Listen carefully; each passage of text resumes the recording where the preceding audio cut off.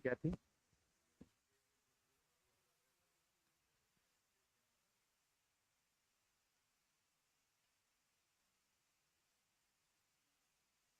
ठीक।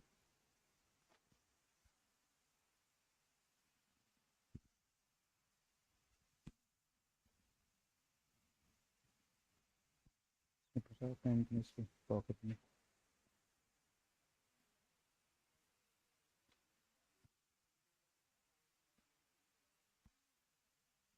इसको सही करो पेज।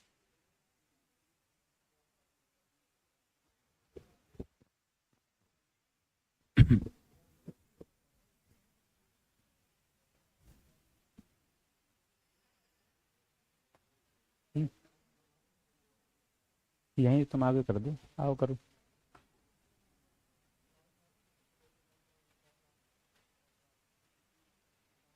कौन सा? ये? ठीक है, हो गया। और ये वाला?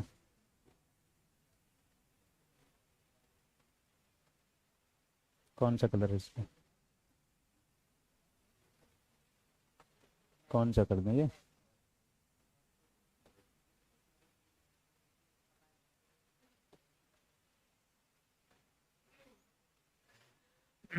चलिए, तो कल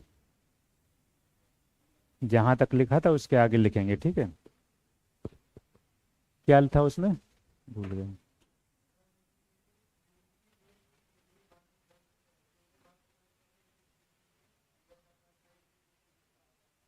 ठीक है, इसके आगे लिखेंगे ब्लैक होल का घनत्व। आगे लिखेंगे ब्लैक होल का घनत्व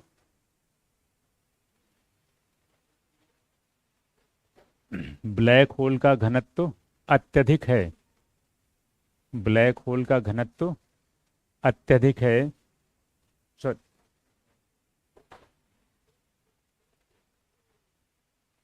आगे लिखेंगे इसका गुरुत्वाकर्षण इसका गुरुत्वाकर्षण इसका गुरुत्वाकर्षण भी अत्यधिक है। इसका गुरुत्वाकर्षण भी अत्यधिक है। ठीक है, हो गया। नेक्स्ट पॉइंट लिखेंगे ये प्रकाश को भी बाहर नहीं निकलने देता। टाइम से आना चाहिए ना।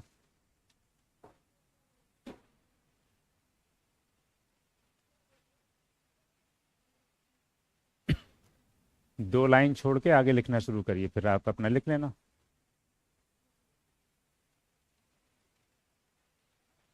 बोलें? ये प्रकाश को भी बाहर नहीं निकलने देता,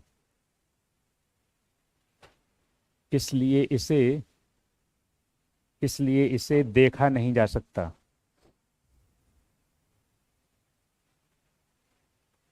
इसलिए इसे देखा नहीं जा सकता।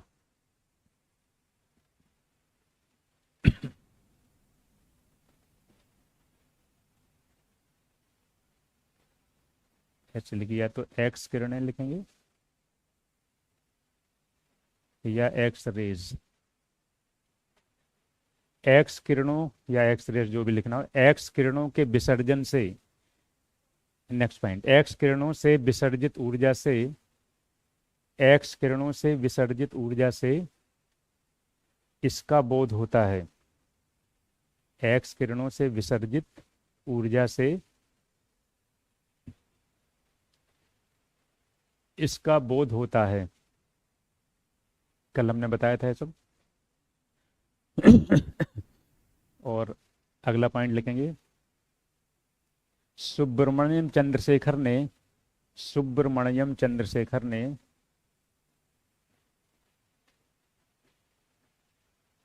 साइंटिस्ट थे जो, सुब्रमण्यम चंद्रशेखर ने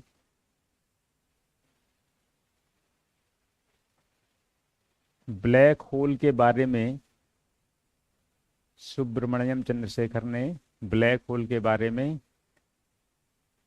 सबसे पहले बताया।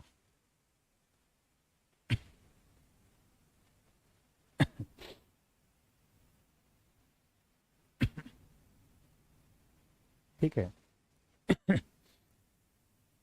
तो ये ब्लैक होल के बारे में यहाँ तक है, ठीक है। अब इसके बाद कुछ और तथ्य हैं, जैसे कि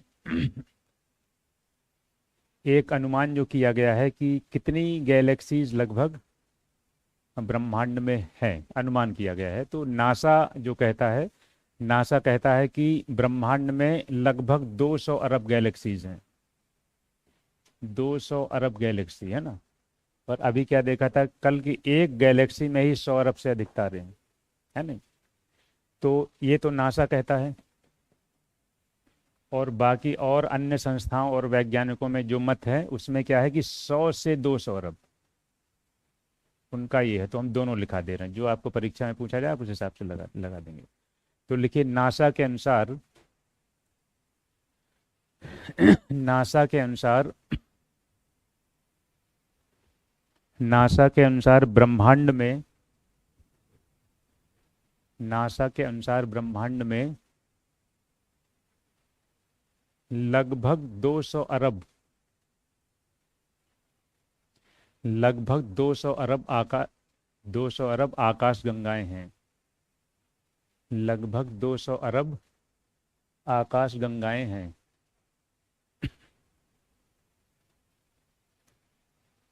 नेक्स्ट पॉइंट,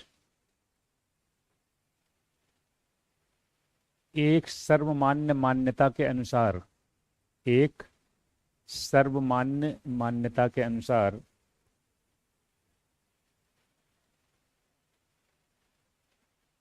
ब्रह्मांड में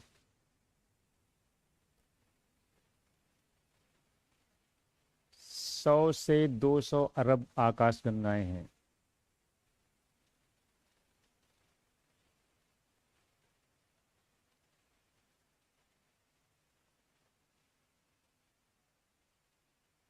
मैंने दोनों चीज़ें आपने लिखनी, एग्जाम में जो पूछा जाएगा, अगर नासा के अनुसार पूछते तो 200 अरब लगाइए, और अगर कुछ नहीं कोट करते तो फिर आप 100 से 200 अरब लगाइए, ठीक है। अब इसके बाद कुछ और चीज़ें देखनी है कि जैसे कल हम लोगों ने देखा था कि गैलेक्सी का चित्र ये होता है, हमारी मिल्की वे गैलेक्सी ऐसे है, ठीक है। अब सूर्य यहाँ पर है, कुछ लोग जैसे पूछ रहे थे कल, तारे की उत्पत्ति हमने कल भी बताया था यहाँ पर होती है। अब फिर तारा आगे बढ़ता जाएगा, यहाँ पहुँचेगा, फिर यहाँ पहुँचेगा, फिर यहाँ पहुँचेगा, इस रूट पर आगे बढ़ते बढ़ते, तो जैसे एक व्यक्ति की उत्पत्ति होती है, एक बच्चा जन्म लेता है, फिर वो बड़ा होता जाएगा, फिर ओल्ड एज होके मर जाएगा। एक वनस्पति का जन्म होगा, वो वनस्पति छोटी रहेगी, फिर आकार बढ़ेगा, बढ़ते बढ़ते फिर एक दिन डेथ हो जाएगी। तो वही साइकिल सबका है, तारे का भी ऐसे ही जीवन है। तारे का जन्म होता है, उसे हम एम्ब्रो स्टार कहते हैं, उसके बाद वो अपनी विभिन्न अवस्थाओं से गुजरता हुआ इसका आकार बढ़ता जाएगा, फिर आगे चल के घटना भी शुरू होता है, आगे जाके फिर ये ब्लैक होल में समाहित हो जाएगा। तो एक चीज़ तो ये है। अगली चीज़ ये है कि ये जो गैलेक्सी ये डिस्क की तरह अपने ही अक्ष पर घूम रही है, ऐसे इस तरह से, समझ रहे हैं। जैसे मान लीजिए ये गैलेक्सी है, तो ये क्या है, ये ऐसे ऐसे ऐसे ऐसे अपने इसी पॉइंट इसी पर घूम रही है। तो अगर सूर्य आगे नहीं भी बढ़ता और मान लीजिए सन यहाँ पर है, तो ये क्या होता है, ये इसका गैलेक्टिक सेंटर हम मान सकते हैं बीच में। अब ये गैलेक्सी ऐसे ऐसे घूमते घूमते घूमते घूमते जब यहीं आएगी, तो एक तरह से सूर्य का एक चक्कर सूर्य ने अपने केंद्र का लगा ही लिया। लेकिन इसके साथ ही सूर्य क्या है, आगे भी बढ़ रहा है। तो ये गैलेक्सी पूरी ऐसे घूम रही है, और इसके साथ ही जो सूर्य आगे बढ़ रहा है, ये भी आगे बढ़ता जा रहा है। तो जब ये राउंड करके फिर यहीं पर आएगा, माने एक ये गैलेक्सी ऐसे घूम कर आ जाएगी, तो सूर्य आ ही जाना है यहाँ पर। लेकिन इसके साथ ही अपने कक्षा पर भी आगे बढ़ रहा है, तो कुछ पहले ही आ जाएगा एक तरह से, है ना। तो ये अपने गैलेक्टिक सेंटर की एक परिक्रमा 22 से 25 करोड़ अनुमानित है। 25 करोड़ या 22 करोड़ के आसपास जो आपको लगता है, 22 करोड़ के आसपास जो भी ऑप्शन रहता है वो आप लगाएंगे। तो अभी इसको नहीं लिखना, इसको हम लिखवाएंगे सूर्य में, ठीक है। इसको हम सूर्य में लिखवाएंगे कि जब सूर्य की का वो पढ़ेंगे तब वहाँ लिखाएंगे कि सूर्य अपने गैलेक्टिक सेंटर की एक परिक्रमा लगभग 25 करोड़ वर्ष में पूरी करता है। यहाँ अब दूसरी चीज जो देखनी है वो क्या है कि हमारी गैलेक्सी जो मिल्की वे है, इससे जो सबसे नियरेस्ट सबसे पास में आकाशगंगा है, उसका नाम है एंड्रोमेडा, और वो भी स्पाइरल गैलेक्सी ही है, सर्पिलाकार आकाशगंगा ही है। अब इसका चित्र आपको छोटा लग रहा है, छोटा बना दिया हमने। ये एंड्रोमेडा इससे आकार में काफी बड़ी है मिल्की वे से। तो जो हमारे सबसे निकट आकाशगंगा है उसका नाम है एंड्रोमेडा। और इसके दो नाम और हैं, अभी हम लिखवा रहे हैं सब। एक वैज्ञानिक नाम है उसका NGC 224, और एक और नाम है M31। दो नाम है इसके, ये कभी भी पूछे जाएंगे, अभी पूछा नहीं गया है, अभी IAS में भी ये चीज़ नहीं आई है, तो प्रश्न कभी भी आ सकता है। ठीक है, तो लिखिए अगला पॉइंट कि हमारी आकाशगंगा मिल्की वे, हमारी आकाशगंगा मिल्की वे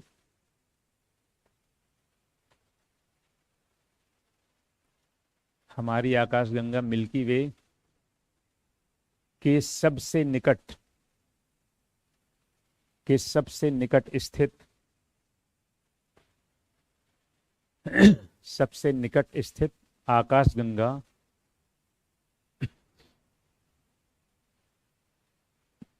हिंदी में उसका नाम है देवयानी। सबसे निकट स्थित आकाशगंगा देवयानी या एंड्रोमेडा, देवयानी या एंड्रोमेडा है।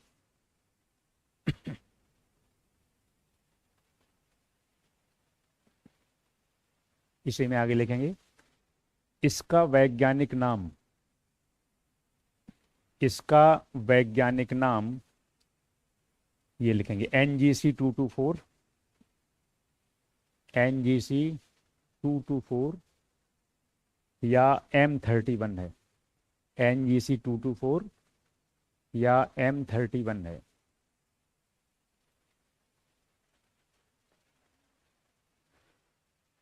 NG ये तो लिख लिया ऊपर तक, कहाँ 34 बोला, NGC 224 तो वही बोला है ना, NGC 224 या M31। अरे लिखा भी है सामने, हम कई बार M31 बोल रहे हैं।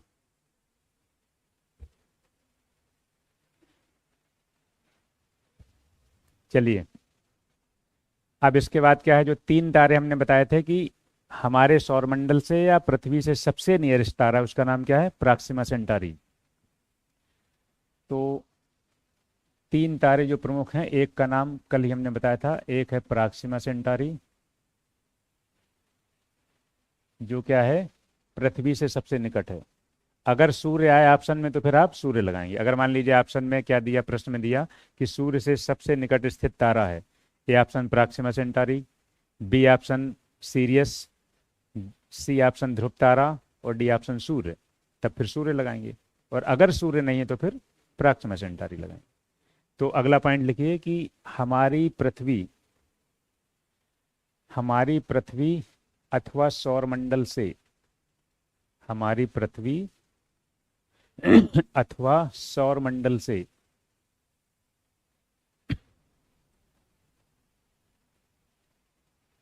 सबसे निकट स्थित तारा, सबसे निकट स्थित तारा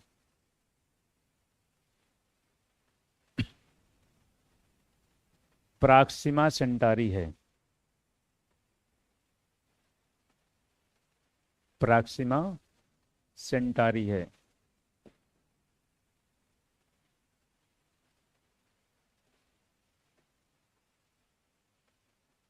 ब्रैकेट में क्या लिखेंगे, 4.3 प्रकाश वर्ष, माने इतना दूर है 4.3 प्रकाश वर्ष।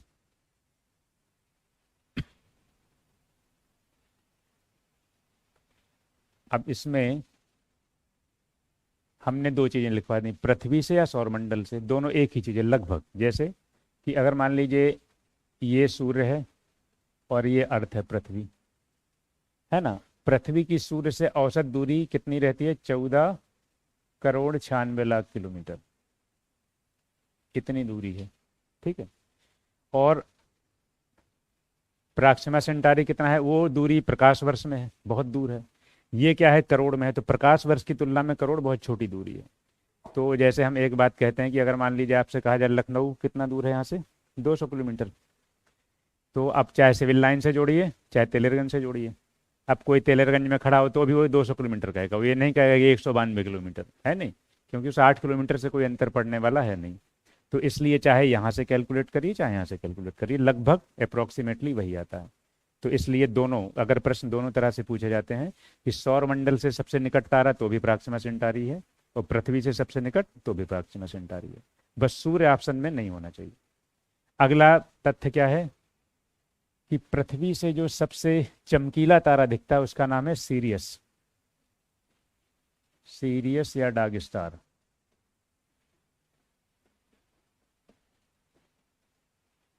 ठीक है, तो अगला पॉइंट लिखेंगे, पृथ्वी से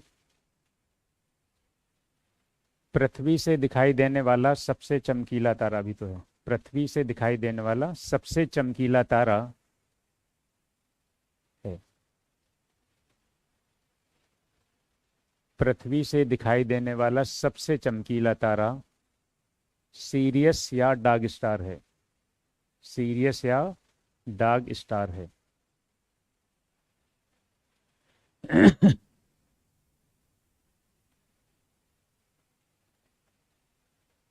सीरियस या डार्क स्टार।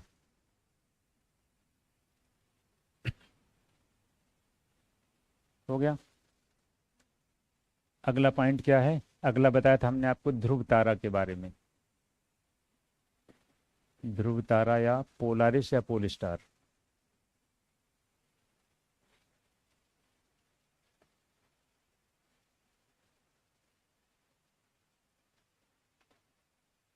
इसकी विशेषता क्या है कि पोल स्टार या पोलारिस या ध्रुव तारा क्या है, भौगोलिक उत्तरी ध्रुव के परपेंडिकुलर लंबवत है, और इस वजह से क्या हुआ है कि उत्तरी गोलार्ध में या नॉर्थ हेमिस्फीयर में इसके एंगल ऑफ इंसिडेंस से यानी आपतन कोण से अक्षांश रेखाओं का निर्धारण किया गया, हम कल बताए थे। ठीक है, तो इसको लिख लीजिए। लिखिए ध्रुव तारा, ध्रुव तारा या इंग्लिश में लिखना है तो पोल स्टार या पोलारिस, ध्रुव तारा ध्रुव तारा या पोल स्टार या पोलारिस पृथ्वी के भौगोलिक उत्तरी ध्रुव, पृथ्वी के भौगोलिक उत्तरी ध्रुव के लंबवत स्थित है, पृथ्वी के भौगोलिक उत्तरी ध्रुव के लंबवत स्थित है। इसे में लिखेंगे इससे इससे उत्तरी गोलार्ध में, इससे उत्तरी गोलार्ध में अक्षांश रेखाओं का निर्धारण, अक्षांश रेखाओं का निर्धारण किया गया है।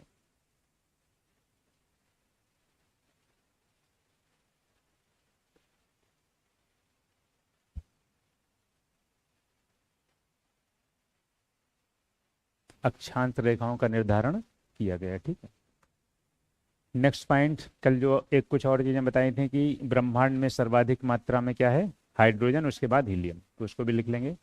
लिखिए ब्रह्मांड में सर्वाधिक मात्रा में,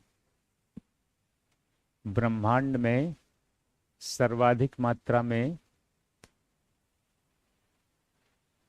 पाया जाने वाला तत्व, सर्वाधिक मात्रा में पाया जाने वाला तत्व हाइड्रोजन है, सर्वाधिक मात्रा में पाया जाने वाला तत्व हाइड्रोजन है। इसके बाद हीलियम,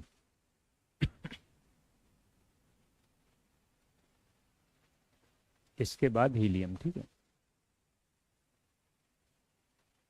अब एक चीज और लिखवा दें विक्रंज के बारे में। ठीक है, उसमें दो मत लिखवा, धीमा है, वॉल्यूम बढ़ाओ भाई थोड़ा सा। अब सही आ रहा है? थोड़ा शांत बैठा करिए भाई, ये 4 घंटा भी शांत नहीं बैठेंगे तो कैसे पढ़ाई होगी बताइए।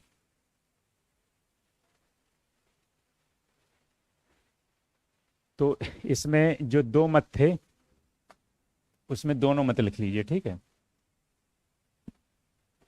खगोल विज्ञानियों के जो दो मत हैं ब्रह्मांड के बारे में, वो दोनों को लिखिए, ठीक है। लिखिए, पहला पॉइंट लिखेंगे इसमें, खगोल विज्ञानियों के एक वर्ग के, खगोल विज्ञानियों के एक वर्ग के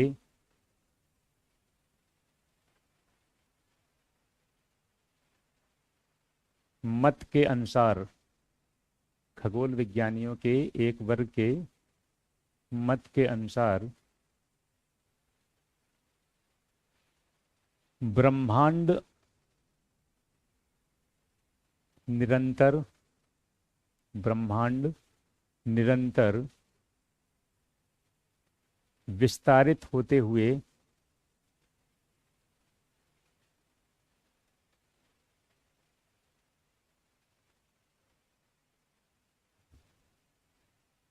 एक मिनट, ब्रह्मांड निरंतर विस्तारित होता जाएगा, ऐसे लिखे, ब्रह्मांड निरंतर विस्तारित होता जाएगा तथा ऊर्जा क्षय के कारण, तथा ऊर्जा क्षय के कारण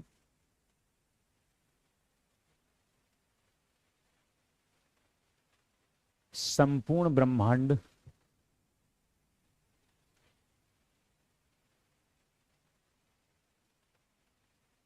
में अंधेरा व्याप्त होने से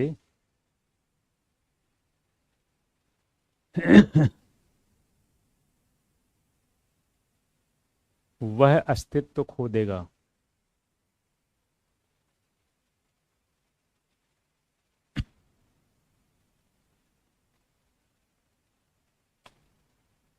और अगला पॉइंट में दूसरा मत, खगोल, नेक्स्ट पॉइंट, खगोल विज्ञानियों के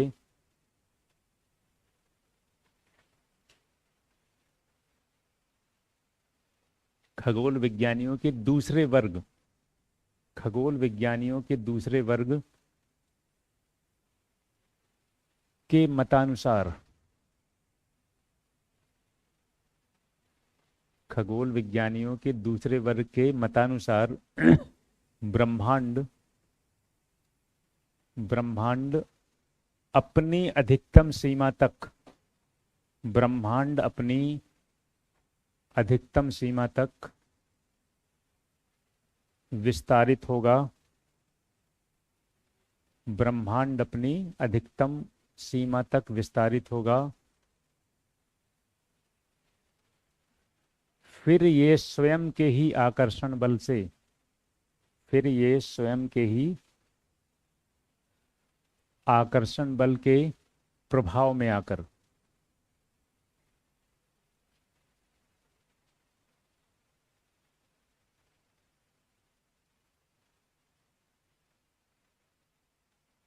संकुचित होकर, संकुचित होकर पुनः एक बिंदु पर,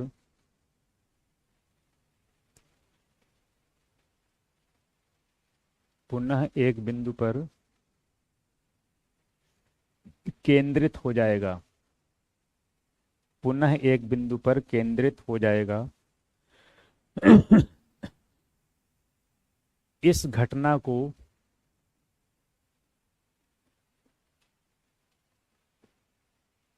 बिग क्रंच,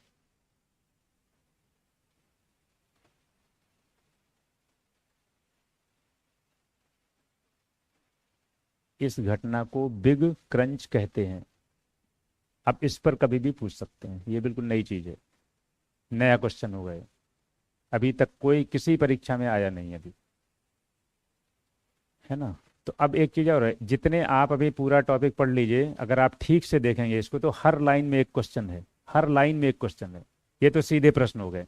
इसके बाद अगली अगली बारी आती है कि जोड़कर प्रश्नों को बनाना, है ना। उससे जो कॉन्सेप्ट हमने समझाया पूरा और लिखाया आपको, वहां से जो कॉन्सेप्चुअल क्वेश्चन उठते हैं, कुछ हम बनाएंगे, दो तीन प्रश्न हम अपने प्रश्न बनाएंगे, ठीक है। वो काफी टफ रहते हैं, वो आप कर लेंगे तो बाकी सब बनेगा। तो वो प्रश्न उठते हैं। तीसरा प्रश्न क्या होता है, जगह जगह से वही, एक तो कॉन्सेप्चुअल, तीसरा फैक्ट को भी जोड़ जोड़ के प्रश्न बनाना। तो मिनिमम 75 क्वेश्चन तो एक ही टॉपिक से है, मिनिमम 75। आप पढ़ के देखिएगा पूरा, हर लाइन पर एक क्वेश्चन है। तो पूरा आप पढ़ेंगे जितना हमने समझा, कम से कम 75 क्वेश्चन बनता है, कम से कम एक ही टॉपिक से। तो कुछ प्रश्न जब हम बताएंगे कि ऐसे करना है तो आप खुद तलाशना शुरू कर देंगे कि इस पे ऐसे प्रश्न बनेगा, इस पे ऐसे प्रश्न बनेगा, इस पे ऐसे। ये आपका वर्क होता है। आपके होमवर्क में सिर्फ एक बात शामिल नहीं कि आप रिवीजन कर लें, उसमें यह भी है कि आप प्रश्न बनाना सीखें कि कौन कौन से प्रश्न बन सकते हैं।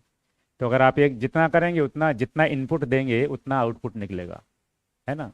सीधा सीधा एक मामला है कि शरबत में जितनी चीनी डालेंगे उतना वो मीठा होता चला जाएगा, और नहीं डालेंगे तो फिर पानी ही है ना। तो आप पे डिपेंड करता है इसके आगे कि आप उसमें से कितना निकालते हैं। ठीक है, तो ये यहाँ तक, ये हम लोगों ने जो चौथा सेगमेंट था कि हमारी आकाशगंगा मिल्की वे, वहां तक का ये खत्म होता है। अब लास्ट सेगमेंट जो था, हाँ, अन्य लिखेंगे नंबर 5 में पे, सेक्शन ई में अन्य महत्वपूर्ण संकल्पनाएं। ठीक है, तो जो कुछ 2-3 परिकल्पनाएं और हैं वो बहुत ज़्यादा मान्यता प्राप्त नहीं, लेकिन उससे पूछते हैं तो फिर वो गलत भी है ना। उसमें तो सौरमंडल से संबंधित भी है एक तरह से, वो देखेंगे अभी सब लाइन से आंशिक रूप से ही सही है। तो उसमें पहली जो संकल्पना है वो क्या है, जियोसेंट्रिक कॉन्सेप्ट या भू केंद्रित अवधारणा। ये काफी पहले आई थी, भू केंद्रित या भू केंद्रीय अवधारणा, हेडिंग है, या जियोसेंट्रिक कॉन्सेप्ट।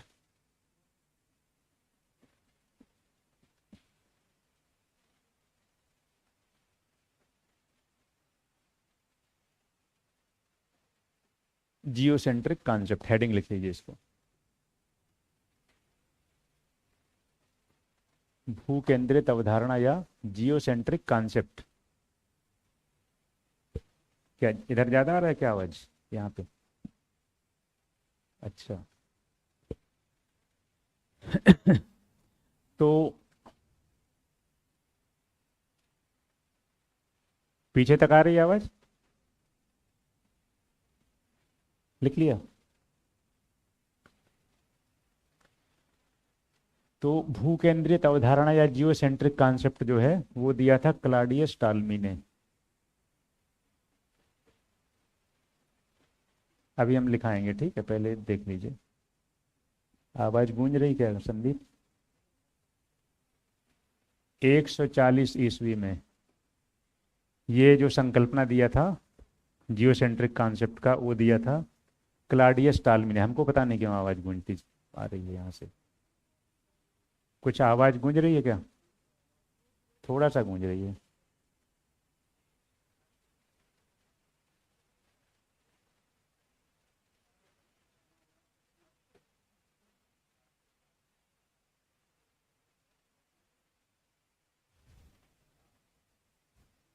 ठीक है, तो टालमी ने ये परिकल्पना दी 140 ईस्वी में। इन्होंने क्या बताया? अब 140 ईस्वी में दी तो कितनी गलत होगी अनुमान लगा सकते हैं। इन्होंने क्या कहा कि ब्रह्मांड के केंद्र में पृथ्वी है। कितनी गलत धारणा थी, ब्रह्मांड के केंद्र में पृथ्वी है, अर्थ। और इन्होंने कहा कि इसके चारों तरफ सूर्य और अन्य तारे चक्कर लगाते हैं। बिल्कुल ही गलत बात है ना, कि सूर्य और अन्य तारे चक्कर लगाते हैं। इन्होंने क्यों ऐसा दिया होगा? क्योंकि जो देखा वो बता दिया। आप भी अभी क्या देखते हैं, अगर आप भूगोल ना पढ़ें और बिल्कुल किस, आप अपना छोड़ दीजिए, आप ऐसे व्यक्ति से पूछिए जो कुछ पढ़ा हो, या तो ना पढ़ा हो या कुछ पढ़ा हो, उससे पूछे कि पृथ्वी सूरज का चक्कर लगाती कि सूरज पृथ्वी का, तो कहेगा सूरज पृथ्वी का, क्योंकि उसको वही दिख रहा है। ईस्ट से सूरज निकलता है, वेस्ट में जाके अस्त हो जाता है, तो वो तो यही कहेगा कि सूरज चक्कर लगाता है पृथ्वी का, है ना। तो वही चीज क्लॉडियस टॉल्मी ने कहा कि ब्रह्मांड के केंद्र में पृथ्वी है और सूर्य और अन्य सभी तारे उसके चारों तरफ चक्कर लगाते हैं। माने इसमें था ही क्या, कुछ और नहीं, सिर्फ पृथ्वी की बात और सिर्फ सूर्य की बात है, कुछ तारों की बात। और अगली बात, आप इतना जो एक पढ़ चुके हैं बिग बैंग थियरी, इससे आप देख रहे हैं कि ब्रह्मांड का सेंटर तो है ही नहीं। कहीं तो होगा सेंटर, वो अलग बात है, लेकिन सेंटर के नाम पर कुछ ऐसा नहीं है कि उससे चारों तरफ सारी चीजें बंधी हो, है ना। क्योंकि आपने क्या देखा, सोलर सिस्टम देखा, सोलर सिस्टम में एक सेंटर, पूरी तरह सेंटर नहीं लेकिन फिर भी केंद्रीय भाग में सूर्य है, उसके चारों तरफ ग्रह परिक्रमा कर रहे हैं। गैलेक्सी को देखा, उसका भी गैलेक्टिक सेंटर होता है, उसके चारों तरफ तारे हैं। लेकिन पूरे के पूरे होल यूनिवर्स का सेंटर कुछ ऐसा नहीं है कि उसका कोई ऐसा सेंटर हो कि जिसके चारों तरफ कोई क्रिया चल रही हो। तो सेंटर वैसा होगा कुछ ना कुछ तो, लेकिन कोई ऐसा नहीं है कि कुछ उसकी विशेषता हो अलग से। तो इन्होंने अपना, खैर एक बात और है कि इतना शुरुआती दौर था तो इतना परिकल्पना का आ जाना कम महत्वपूर्ण कार्य नहीं है कि नहीं। उस समय जबकि ज्ञान इतना पीछे था, उस समय इस परिकल्पना का आना छोटी बात नहीं है। किसी ने अगर ये बता दिया कि पृथ्वी केंद्र में है और सूर्य चारों तरफ चक्कर लगा रहा है उसके चारों तरफ, और तारे चक्कर लगा रहे हैं, तो ये छोटी बात नहीं थी उस समय के हिसाब से, है कि नहीं।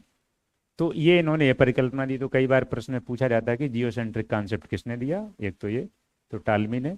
और इनके अनुसार क्या था, इनके अनुसार क्या था कि इन्होंने माना कि पृथ्वी केंद्र में है और सूर्य और सभी तारे इसके चारों तरफ परिक्रमा करते हैं। ठीक है, तो लिखिए इसमें।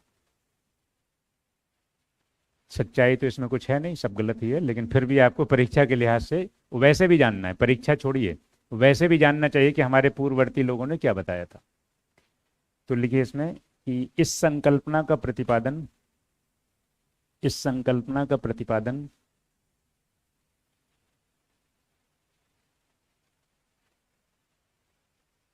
140 ईस्वी में 140 ईस्वी में क्लाडियस टालमी, ये लिखा हुआ है क्लाडियस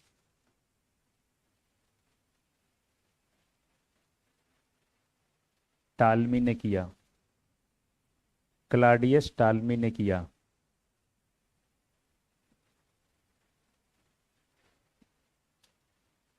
नेक्स्ट पॉइंट लिखेंगे इसके आगे इसी में। इनके अनुसार पृथ्वी ब्रह्मांड के केंद्र में है। इनके अनुसार पृथ्वी ब्रह्मांड के केंद्र में है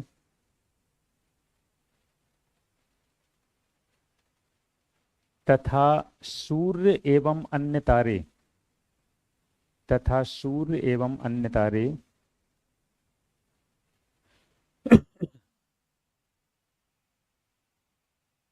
इसके चारों ओर परिक्रमा करते हैं।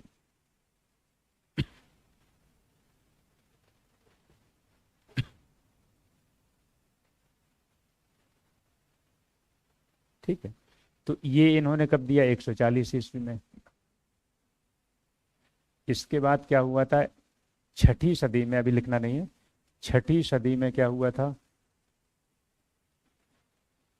शताब्दी में भारतीय खगोल विज्ञानी जो थे वराहमिहिर,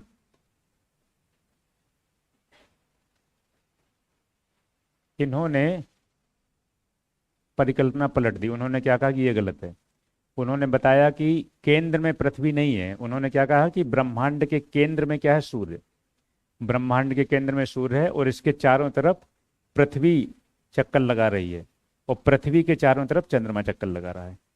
तो ये ठीक है, ये पूरी तरह ठीक है कि आंशिक। गलत क्या है इसमें, जैसे केंद्र में नहीं है ना, केंद्र में नहीं है सूर्य, तो इतना गलत था बस, बाकी ठीक था। गलत ये था कि ब्रह्मांड के केंद्र में, ये लाइन गलत है, बाकी सब ठीक है। इसके बाद क्या, अभी लिखना नहीं, अभी रुकिए। इसके बाद 1543 ईस्वी में पोलैंड के विद्वान थे, क्या नाम उनका, निकोलस कापरनिकस।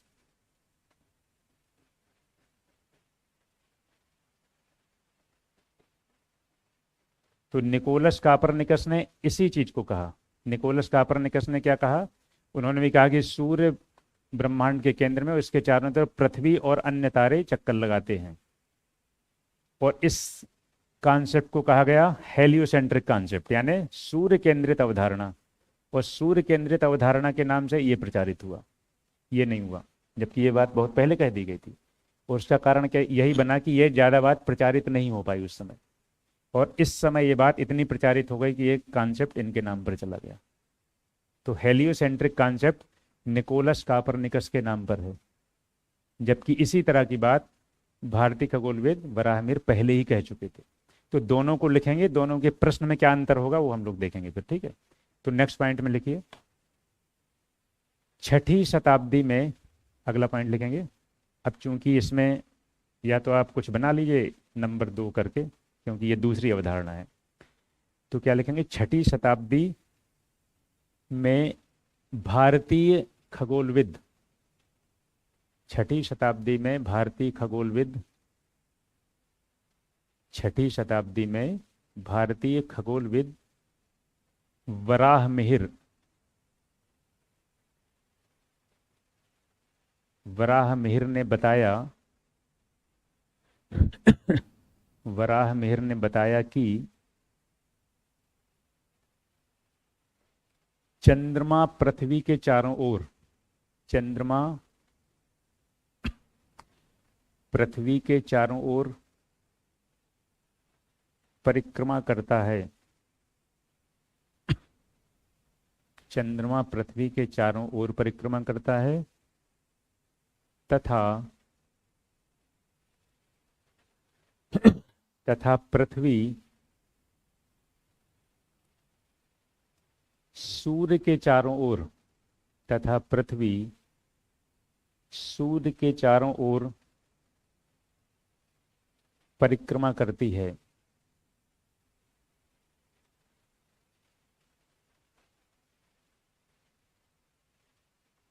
इसके आगे लिखेंगे सूर्य ब्रह्मांड के केंद्र में स्थित है, इसी में लिखना है, सूर्य ब्रह्मांड के केंद्र में स्थित है।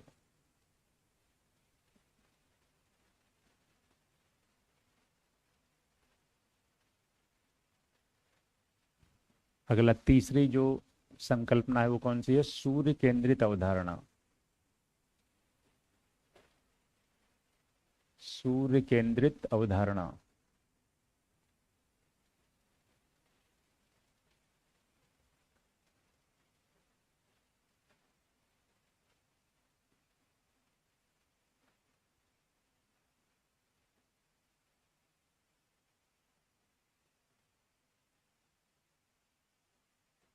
सूर्य केंद्रित अवधारणा या हेलियोसेंट्रिक कॉन्सेप्ट।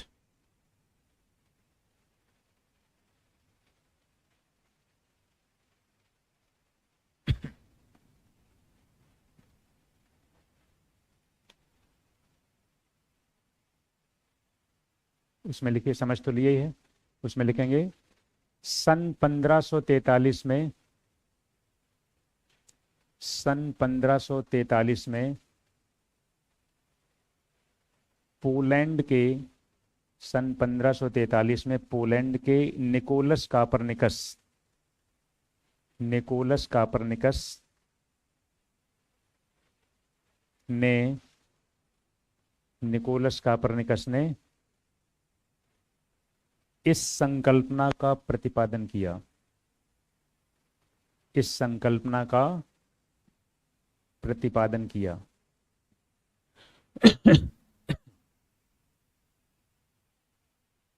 आगे लिखेंगे इसी में, इनके अनुसार, चाहे पॉइंट चेंज कर दीजिए, इनके अनुसार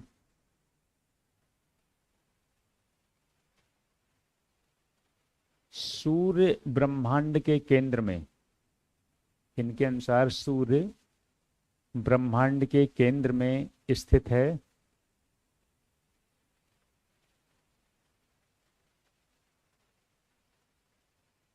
तथा पृथ्वी एवं अन्य तारे,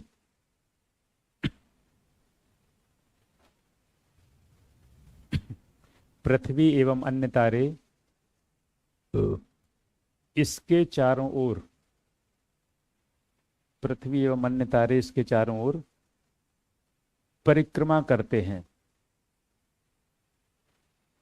पृथ्वी एवं अन्य तारे इसके चारों ओर परिक्रमा करते हैं। ठीक है, तो ये था हेलियोसेंट्रिक कॉन्सेप्ट। अब इसमें क्या क्या गलत है, सही क्या क्या है? सही है कि पृथ्वी सूर्य के चारों ओर परिक्रमा करती है, सही है। गलत क्या है?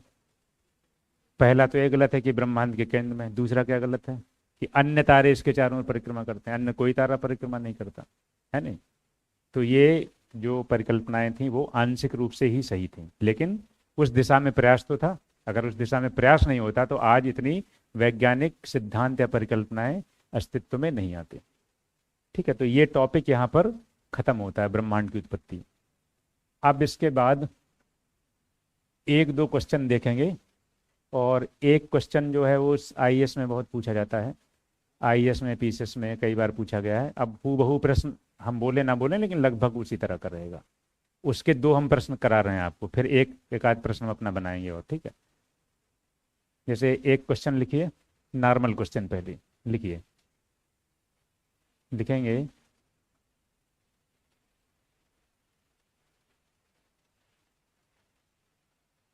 ब्लैक होल,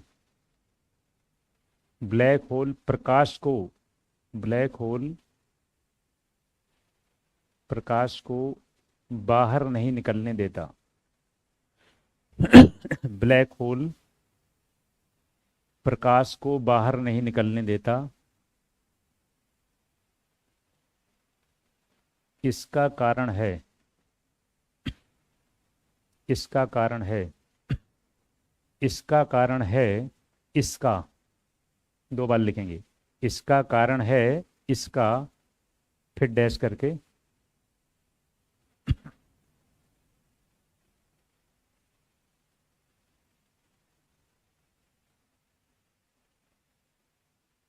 बृहद आयतन, उच्च घनत्व,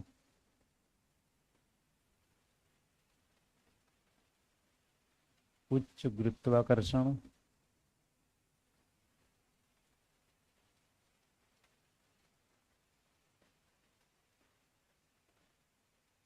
निम्न घनत्व, ये बन जाना चाहिए आपसे। अब काफी इजी है अब आपके लिए।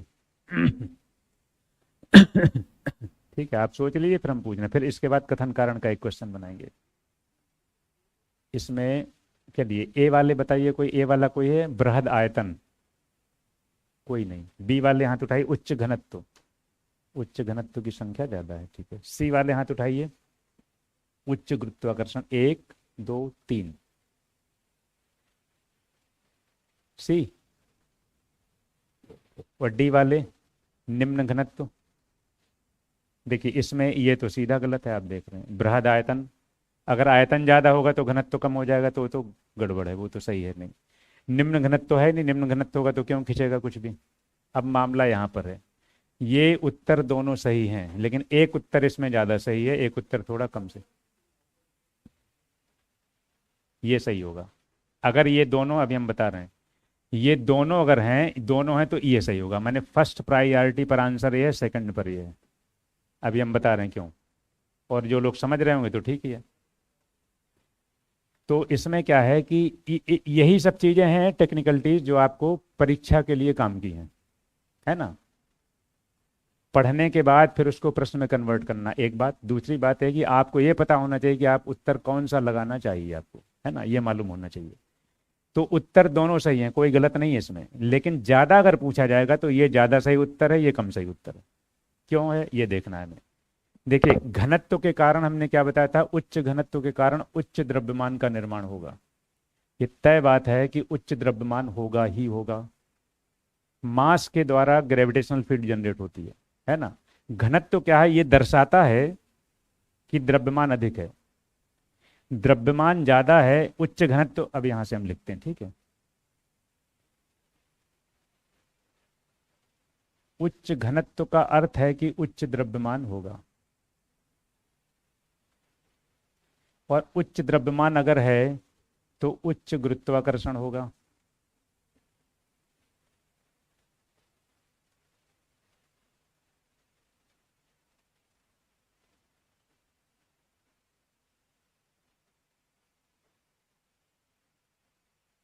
किसी भी चीज में जो उत्तर लगता है वो तात्कालिक, तात्कालिक उत्तर।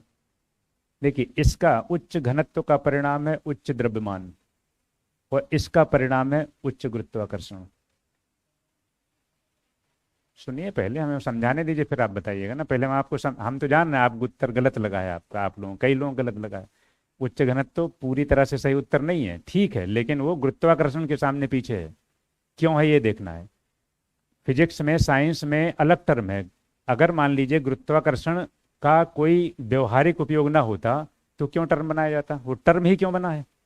टर्म है तो उसका कुछ मतलब है, कोई चीज क्यों खींचेगी, आप हमें सीधा जवाब अभी दीजिएगा कि हाँ कोई चीज क्यों खींचेगी, गुरुत्वाकर्षण के कारण खींचेगी, अन्य किसी चीज के कारण नहीं खींचेगी। वही हमें समझाना ना, क्योंकि देखिए आपने इतना पढ़ लिया है 3 दिन में, इतना पढ़ लिया है कि आप अच्छे अच्छे प्रश्नों को ध्वस्त करने की पोजीशन में अभी आ गए इसमें, इस टॉपिक में। बशर्ते आप घर पे अच्छा रिवीजन कर लें और समझ लें, अच्छे अच्छे प्रश्नों को आप हल करके निकलेंगे। लेकिन जब तक आपको क्वेश्चन को हैंडल करने का तरीका नहीं आता है पूरी तरह से, तो जानने के बाद भी आदमी गड़बड़ कर देता है। ये एक तरह से वैसे ही है कि जैसे एक डॉक्टर ने एमबीबीएस किया, एमडी किया, उसके बाद वो फील्ड में काम करता है ना, 10 साल काम करता है, फिर वो अच्छा डॉक्टर बनता है। तो वही है कि उसको नॉलेज है, लेकिन फिर उसने उसको व्यवहारिक अमली जामा पहनाना शुरू किया। ये है व्यवहारिक अमली जामा इसमें, कि आपने सारी चीजें पढ़ ली, अब जब प्रश्न का नंबर आया तो वहां आप दुविधा में पड़ गए कि ये हुआ कि ये होगा। तो वहां पर आपको चीजें पता होनी चाहिए कि क्या उसका असली कारण क्या है और क्यों है, ये दोनों चीजें पता होनी चाहिए। तो यहाँ पर एक चीज क्रम से सुनते चलिए, फिर हम सबका प्रश्न लेते ही हैं, है ना। अगर मान लीजिए डाउट रहता है तो हम ले लेते हैं क्वेश्चन की क्या दिक्कत है अब आपको। ये तो देख रहे हैं आपकी उच्च घनत्व का परिणाम क्या है, उच्च द्रव्यमान। उच्च द्रव्यमान के कारण उच्च गुरुत्वाकर्षण जनरेट होता है, और उच्च गुरुत्वाकर्षण के परिणाम स्वरूप फिर क्या होगा, कोई चीज आकर्षित होगी होगी। इतना आपको पता है, कल हम 2 दिन से समझा रहे हैं चीजों को। आप हमें ये बताइए कि इस आकर्षित होने वाली चीज का सीधा संबंध इससे है कि इससे है कि इससे है। सबसे पहला संबंध किससे है, इससे, दूसरा संबंध इससे, और तीसरा संबंध इससे, है कि नहीं। ये एक वैसी बात है कि जैसे एक घर में एक कोई लड़का है, उसके पापा हैं, फिर उसके ग्रैंडफादर हैं। उस बच्चे का कोई मित्र है, तो उस मित्र का की दोस्ती किससे है, उस बच्चे से है। अब जब उसके पापा से मिलेगा तो उसको उतना मतलब तो नहीं होगा, ये हम व्यवहारिक भाषा में समझा रहे हैं जिससे आपको ठीक से समझ में आएगा। तो उसको उस बच्चे से मतलब है, जो दोस्त है उसका, उसके पापा से थोड़ा कम मतलब है, ग्रैंडफादर से और कम मतलब है। ये हम सामान्य भाषा बता रहे हैं, लेकिन अगर साइंटिफिक वे देखना चाहते हैं तो आप खुद देखकर बताइए हमें कि जो कोई चीज आकर्षित होगी उसका सीधा पहला कनेक्शन इससे बन रहा है, सीधा सीधा, दूसरा कनेक्शन इससे बन रहा है, तीसरा कनेक्शन इससे बन रहा है, ठीक है ना। अब कोई व्यक्ति ये कहता कि घनत्व तो ना होगा तो गुरुत्वाकर्षण क्यों होगा, तो हमें सीधे कारण से मतलब है, डायरेक्ट जो इमीडिएट काज है सीधा उससे मतलब है। कारण के कारण से मतलब नहीं है, कारण के कारण के कारण के कारण पे चले जाएंगे तो फिर अब आपसे कोई पूछे कि आपका परिचय, तो आप बताएं बताएं अपने ग्रैंडफादर के ग्रैंडफादर के ग्रैंडफादर का परिचय, तो परिचय ही खराब हो जाएगा पूरा, है ना, परिचय ही गलत हो जाएगा। अब अगली चीज और साइंटिफिक वे में चलिए, अगर मान लीजिए, इसलिए हम आपको उस तरह से समझाएं कि आपको दिमाग में बैठ जाए, अगर आप ठीक से समझते हैं तो इसका द्रव्यमान ज्यादा है, द्रव्यमान काफी ज्यादा है, और घनत्व भी कुछ ना कुछ है। अब हम घनत्व को 1 मिनट को ड्रॉप ही कर दें, द्रव्यमान का परिणाम होता है गुरुत्वाकर्षण। अब उसको थोड़ा थोड़ा दूसरे ढंग से देखिएगा कि अगर ईश्वर कुछ ऐसा कर दे कि इसका द्रव्यमान चाहे कितना ही हो, ये किसी चीज को खींचेगा नहीं, मतलब गुरुत्वाकर्षण बल नहीं पैदा होगा चाहे उसको कुछ हो जाए। समझाने के लिए हम बता रहे हैं कि अगर इसका द्रव्यमान चाहे 100 गुना और बढ़ा दें, लेकिन ईश्वर कुछ ऐसा कर दे कि फिर कोई चीज खींचेगी नहीं, तो लाख द्रव्यमान रखा रहे, कोई चीज आकर्षित होगी नहीं होगी। द्रव्यमान का रिजल्ट है ग्रेविटेशनल फील्ड, उस ग्रेविटेशनल फील्ड के कारण कोई चीज खिंचकर हमारे पास आती है या किसी पिंड के पास जाती है। तो किसी चीज के खिंचकर आने का डायरेक्ट कारण, सीधा सीधा कारण क्या, गुरुत्वाकर्षण। अब उस गुरुत्वाकर्षण का कारण क्या है, उच्च द्रव्यमान। अब आपसे कोई पूछे कि इस उच्च गुरुत्वाकर्षण का कारण क्या, तब आप बताएंगे उच्च द्रव्यमान। कोई पूछेगा इस उच्च द्रव्यमान का कारण क्या है, तो उच्च घनत्व। तो आप खुद बताइए कि प्रकाश खिंचेगा ही नहीं, अगर ये प्रॉपर्टी ही ना होती, इसके अंदर खींचने की प्रॉपर्टी ही ना होती, तो रखा रहे घनत्व, 1000 गुना बढ़ जाए घनत्व, क्या करेगा वो, कुछ नहीं कर पाएगा। तो इसलिए साइंस की भाषा में ये अलग ही टर्म जनरेट है गुरुत्वाकर्षण की, उस वजह से वो चीजों को अपनी ओर खींचता है। तो प्रकाश जो खिंचा किसके कारण, उच्च गुरुत्वाकर्षण के कारण। अब उच्च गुरुत्वाकर्षण ना हो तब आप घनत्व लगाएंगे। अब आप पूछिए, आपको जो ना समझ में आया, अब पूछिए क्या था डाउट, आप पूछिए। खत्म हो गया डाउट। हम यही बात कहते हैं कि आप हमको एक बार हम आपको समझा देंगे, हमें जानते हैं किसी व्यक्ति का कोई डाउट फिर नहीं बचना है, ये हमें मालूम है, आपका डाउट ही नहीं बचेगा, ठीक है। तो क्लियर है, माने प्रश्नों को करने में आपको एक बात सबसे पहले एक और देखनी है कि बिल्कुल इमीडिएट काज है, जो तात्कालिक कारण है वो लगाना है, कारण का कारण नहीं लगाना है, और उसके कारण का कारण तो और बिल्कुल नहीं लगाना। अब अगर मान लीजिए उच्च गुरुत्वाकर्षण हट के कुछ और रहे, तब फिर आप इसको लगाइए। तो आप अपने उत्तर में क्या लिखिए, फर्स्ट पर ये और सेकंड पर ये, इतना क्लियर कट लिखना है आपको, ठीक है।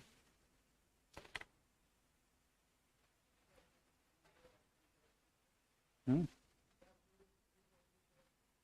आप बताइए, आप बताइए। नहीं नहीं नहीं, क्यों, ऐसे इतना नहीं है उसका गुरुत्वाकर्षण। नहीं नहीं नहीं खींच पाएगा, इतना पावरफुल नहीं है वो। डिस्टेंस बहुत ज्यादा है ना, डिस्टेंस इतनी है, ईश्वर ने इतनी डिस्टेंस बना के रखी कि इतना आकर्षण है कि वो खींच नहीं सकता, उसके चक्कर लगाता रहेगा, ठीक है ना। तो इतना नहीं है आकर्षण उसमें कि वो खींच ले। अब पृथ्वी के पास अगर मान लीजिए पृथ्वी है, पृथ्वी के पास से कोई अगर गुजर रहा हो, कोई एस्टेरॉयड गुजर रहा हो, बहुत पास आ गया, तो फिर वो खींच लेगा, उसको खींच सकता है, ठीक है ना। तो सूर्य इसको नहीं खींच सकता, खींच सकता होता तो कब का खींच लिया होता, है कि नहीं है। हाँ, उसके अंदर अगर पहुंच जाए तो पहुंचेगा क्यों, वो तो बना रखा है ना ईश्वर ने इतना दूर कि वो खिंचे ही ना, उसको यही करना होता भगवान को कि रोज डुबोना ही होता सूरज में, तो काहे को ये सब होता। तो इसलिए वो इतना दूर बना के रखा है कि वो चक्कर लगाता रहे बस। अब इसी पर कथन कारण का क्वेश्चन देखेंगे एक, ठीक है। कथन कारण का क्वेश्चन जो कि सबसे टफ होता है और पूरा आपके कॉन्सेप्ट को निकाल लेता है कि आपका कॉन्सेप्ट कितना क्लियर है। तो कथन या ब्रैकेट में क्या लिखा रहता है, ए मीन्स असर्शन।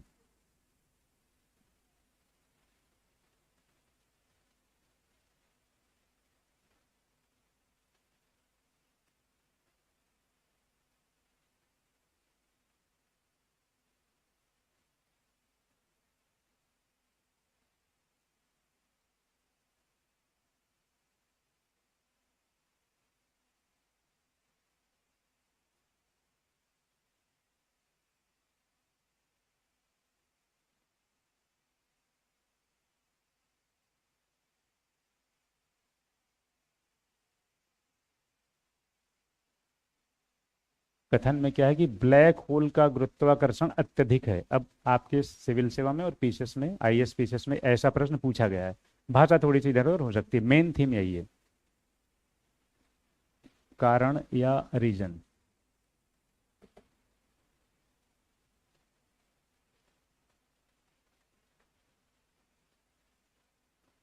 ब्लैक होल को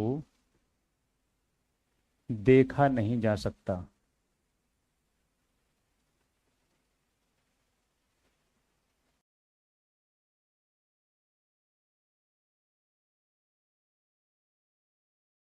ऑप्शन क्या लिखे,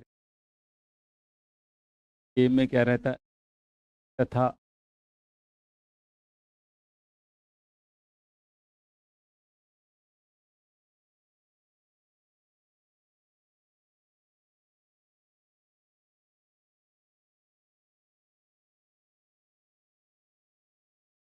आ,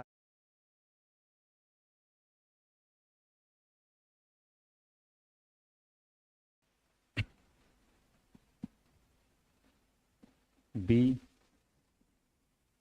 ए तथा आर दोनों सही हैं,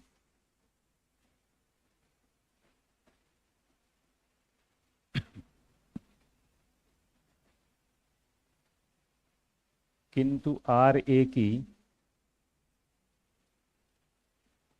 यहाँ आर ए,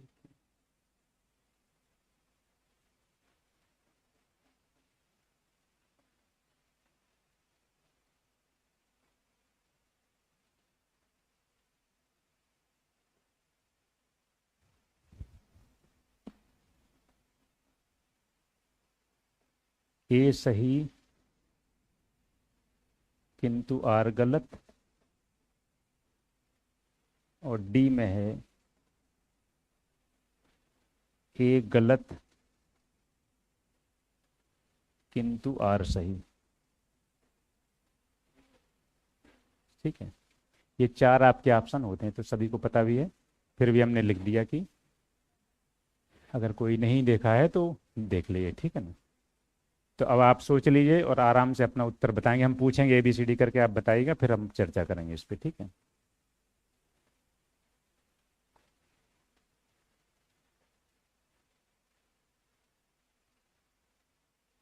पूछें, चलिए ए वाले हाथ उठाइए, कितने लोग कह रहे हैं व्याख्या है? एक, दो, दो लोगों के हाथ उठे, तीन। बी वाले हाथ उठाइए, ठीक। इसमें फाउंडेशन वाले कई लोग बैठे हैं, वो तो सीखे बैठे हैं सब कैसे करना है। सी वाले, डी वाले, सी डी तो कोई लगाएगा नहीं है ना, क्योंकि सब जान रहे हैं दोनों सही है। चलिए, तो अब इसमें करने का तरीका हम आपको बता दे रहे हैं कैसे करना है, ठीक है। इस पे चर्चा बार बार होती रहेगी, एक बार नहीं होगी, हम अलग अलग तरीके से आपको बताते रहेंगे, है ना। तो होते होते करते करते आप फिर ट्रेंड हो जाते हैं कैसे करना रहता है। इसमें देखिए, इसमें क्या रहता है कि एक दिया रहता है कथन, दूसरा रहता है कारण। कथन माने असर्शन, कारण माने रीजन। अब इसमें आप देखेंगे तो इसमें चार जो विकल्प हैं उसमें ए में क्या रहता है? ए तथा आर दोनों सही है और आर ए की सही व्याख्या है। बी में रहता है ए तथा आर दोनों सही, किंतु आर ए की सही व्याख्या नहीं है। एक चीज और देखिए, इस प्रश्न के बारे में जो भ्रम है लोगों के अंदर वो क्या है कि अगर उनको दोनों सेंटेंस सही मिल गए तो उनको लगता है व्याख्या होगी, है ना, उनको लगता है दोनों सही तो व्याख्या है। अगर आप ये बताइए दोनों के सही होने के बाद व्याख्या हो रही होती तो ये बी लाइन लिखने की क्या जरूरत थी कि ए तथा आर दोनों सही किंतु व्याख्या नहीं है? ये लाइन लिखने की ही क्या जरूरत थी? अगर इसमें चार ऑप्शन आ रहे हैं मैंने इस चार में से कोई ना कोई प्रश्न, चार में से एक एक में कोई जाएगा ही। ऐसा कोई ऑप्शन नहीं लिखा जाता है जो कंसिडरेबल ना हो, है कि नहीं? बात समझ में आ रही है? दोनों के सही होने का मतलब ये नहीं होता कि उसमें व्याख्या होनी है। व्याख्या कब होती होती है? जैसे ये कथन है और ये कारण है, हम एक चीज कहते हैं कि अगर इस कथन के निर्माण में इसका रोल है तब व्याख्या होगी, और अगर रोल नहीं है तो फिर व्याख्या नहीं होगी। ये सीधा सीधा मामला है। तो अब आप देखिए, तो हम इसको टेक्निकली कैसे करते हैं। ए और बी में जो चीजें दी हैं उसमें क्या दिया? ए तथा आर दोनों सही हैं, ए तथा आर दोनों सही हैं, आधी लाइन सेम है। इसके बाद रास्ता अलग हो गया, इसमें क्या लिखा है? आर ए की सही व्याख्या, इसमें लिखा आर ए की सही व्याख्या नहीं है, माने यहां से रूट अलग हो जाता है दोनों का। माने पहली आधी आधी लाइन में क्या लिखा है? ए तथा आर दोनों सही, ए तथा आर दोनों सही है। इसमें सी में देखिए लिखा है ए सही किंतु आर गलत, माने एक वाक्य सही एक वाक्य गलत। डी में लिखा है ए गलत किंतु आर सही, माने एक वाक्य गलत एक वाक्य सही। माने सी और डी ऑप्शन जो हैं उसके उत्तर में जो लाइन लिखी है उसमें क्या निष्कर्ष है कि एक ही वाक्य सही है, और ए और बी में है कि दोनों वाक्य सही है। तो सबसे पहली स्टेज में हम क्या करते हैं कि दोनों सेंटेंस को चेक करते हैं कि दोनों सही है कि नहीं सही है। तो सबसे पहले में आपने चेक किया कि ब्लैक होल का गुरुत्वाकर्षण अत्यधिक है, ये बात सही है, तो ये कथन तो सही हो गया। अगले में कारण में क्या लिखे कि ब्लैक होल को देखा नहीं जा सकता, ये सही है कि नहीं सही है?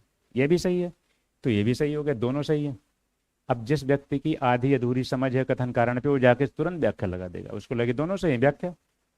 अभी व्याख्या का मामला अब फंसने वाला कि है कि नहीं है। तो सबसे पहली बात हम जो बता रहे हैं कि अगर दोनों सेंटेंस सही हैं तो आंसर ए या बी में जाएगा, कोई इसमें से इसमें नहीं जाएगा अभी, क्योंकि इसमें क्या लिखा है? ए सही आर गलत, इसमें ए गलत आर सही। इसमें तब जाएगा जब एक कोई गलत हो जाए। अगर यहां पर ये लिखा जा होता कि ब्लैक होल को देखा जा सकता है तो क्या हो जाता? वो गलत हो जाता। तब क्या होता? ए सही है और आर गलत है। अगर कथन कारण के प्रश्न में एक सेंटेंस गलत हो गया तो प्रश्न आपका बहुत आसान हो गया कि नहीं? उसमें क्या होता है कि अगर एक सेंटेंस गलत हो गया तो आप व्याख्या के झमेले से बच जाते, क्योंकि वही समझ, फिर तो उत्तर या तो सी होगा या डी होगा, तो आप आराम से कर देते हैं, कारण का भी आराम। अगर यहाँ लिखा रहता है कि ब्लैक होल को देखा जा सकता है, ये तो सही है गलत, फिर क्या होता है? ए सही किंतु आर गलत। बात क्लियर हो रही है? माने अगर दो में से एक सेंटेंस गलत हो गया तो आपका प्रश्न आसान है। दोनों सही हैं, तब अब कठिनाई अब शुरू हो। तो दोनों सही हैं, अब हमें देखना कि व्याख्या है कि नहीं।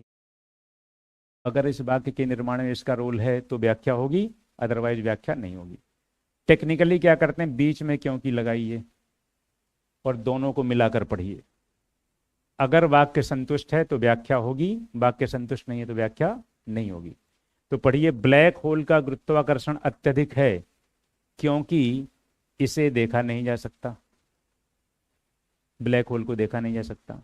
तो क्या गुरुत्वाकर्षण के अधिक होने का कारण ये है कि उसको देखा नहीं जा सकता? ये तो कारण नहीं है, परिणाम है इसका, है कि नहीं? ये कारण नहीं है। अगर यहां लिखा होता कि इसका घनत्व उच्च है, तब कारण होता, तब व्याख्या होती, तब व्याख्या होती। उचित अनुचित की बात नहीं यहाँ पे, तब क्या होता, तब व्याख्या हो जाती, तब उत्तर बदल जाता आपका, ठीक है ना? यहाँ उचित अनुचित तो कह ही नहीं सकते हम लोग, क्योंकि उनने तो आपको बी ऑप्शन दे रखा कि लगाइए इस पे, है कि नहीं? तो इसमें आप देख रहे हैं कि ए और आर दोनों सही हैं। बात समझ में आ रही कि नहीं? क्या लिखा है कि ब्लैक होल का गुरुत्वाकर्षण अत्यधिक है क्योंकि ब्लैक होल को देखा नहीं जा सकता। तो क्या ब्लैक होल का गुरुत्वाकर्षण अधिक होने का कारण उसका ना देखा जाना है? ये तो नहीं है। तो क्या हो जाएगा, ए और आर दोनों सही है, लेकिन आर ए की सही व्याख्या नहीं कर रहा है। तो यहां पर आपका उत्तर क्या हो जाएगा, बी।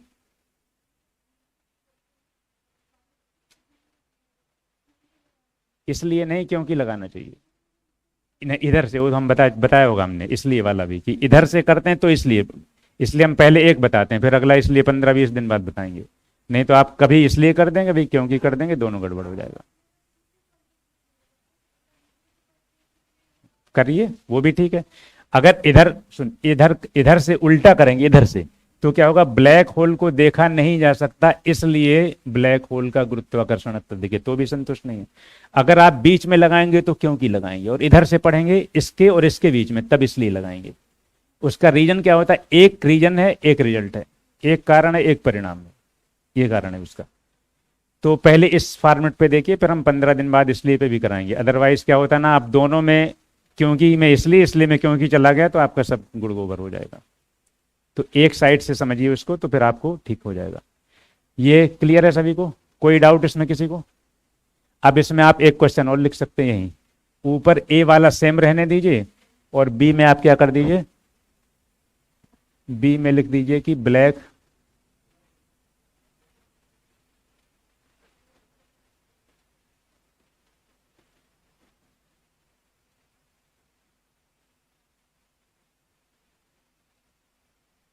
अब बताइए क्या होगा, व्याख्या हो रही है? कितने लोग हैं व्याख्या वाले? ठीक हो गया, क्लियर? ऐसे पढ़ते चलेंगे तो सारी चीजें बनती जाएंगी। तो एक एक इसको लिख लीजिए, 2 प्रश्न हो गए आपके इसी पे, ठीक है? हाँ, उसको भी अगर हम, वही हम बताने जा रहे थे, बात बदल गई। अगर उसको हम रीजन को असर्शन में, असर्शन को रीजन में कन्वर्ट कर दें तो भी व्याख्या हो जाती। पहले वाले में, पहले में क्या लिखा था कि इसे देखा नहीं जाएगा, उसको पलट दें अगर, कि ब्लैक होल, क्या लिखा था, ब्लैक होल को देखा नहीं जा सकता, कि प्रकाश नहीं निकलता, क्या था उसमें कुछ और, ब्लैक होल को देखा नहीं जा सकता, और कारण में क्या, कि इसका गुरुत्वाकर्षण अत्यधिक है, तो फिर व्याख्या हो जाती, क्योंकि उसका रीजन वही है, ना दिखने का कारण, अत्यधिक गुरुत्वाकर्षण के कारण प्रकाश बाहर ही नहीं आता, इसलिए वो हमें दिखाई नहीं देता। ठीक है, इस पे तो भी हम बताते रहें, कथन कारण पे हर एक हफ्ता 10 दिन बाद हम कुछ ना कुछ बताते रहते हैं कि ऐसे करना है, ऐसे करना है, तो फिर आप 20-25 दिन में एकदम ट्रेंड हो जाएंगे कैसे करना है। ठीक है, अब इसके हो गया है, मिटा दें। अब इसके बाद इसी पे से हम एक आध क्वेश्चन और बनाते हैं, सेंटेंस वाला। ठीक है,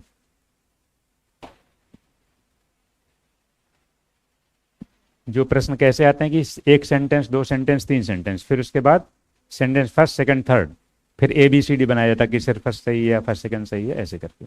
ठीक है, स्टेटमेंट वाले। तो एक लिखिए, चलिए लिखेंगे कि निम्न कथनों पर विचार कीजिए, निम्न कथनों पर विचार कीजिए तथा नीचे दिए गए कूट से, तथा नीचे दिए गए कूट से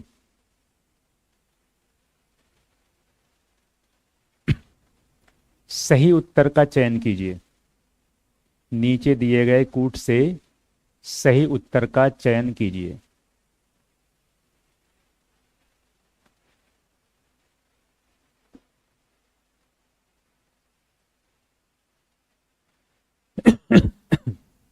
सेंटेंस फर्स्ट में लिखेंगे, बिग बैंग सिद्धांत का प्रतिपादन, बिग बैंग सिद्धांत का प्रतिपादन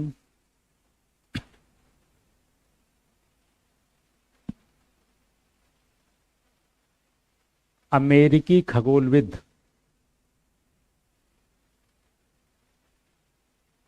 अमेरिकी खगोलविद जॉर्ज लेमेंटर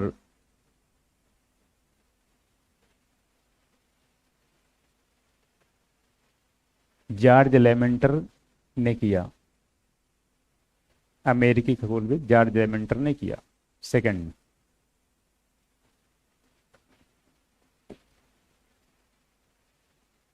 ब्लैक होल का बोध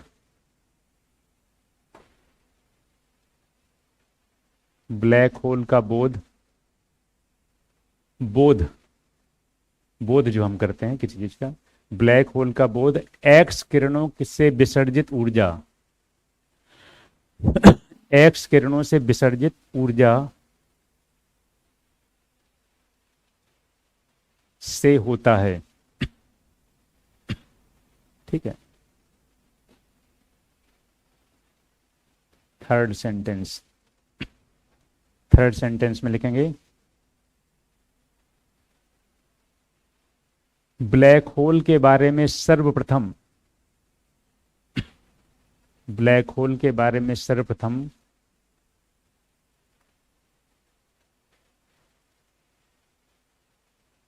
स्टीफन हॉकिंग ने जानकारी दी।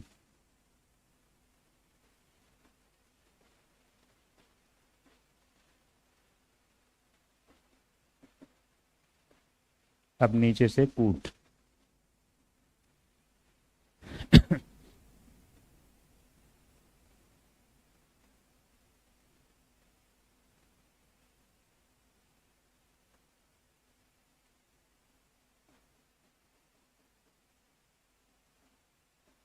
फर्स्ट व सेकंड सही, बी हम बोलते चलो ना इसलिए आप लिखते चलिए, नीचे दिखेगा नहीं। ए में है फर्स्ट व सेकंड सही, बी में है सिर्फ सेकंड सही, सी में है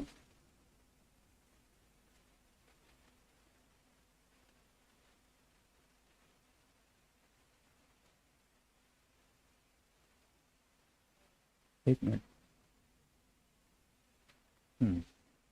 सेकंड व थर्ड सही, और डी में है फर्स्ट सेकंड व थर्ड तीनों सही। अभी हम पूछ रहे हैं, रुक जाइए। फर्स्ट सेकंड व थर्ड सही, ठीक है। लिख लिया सबने?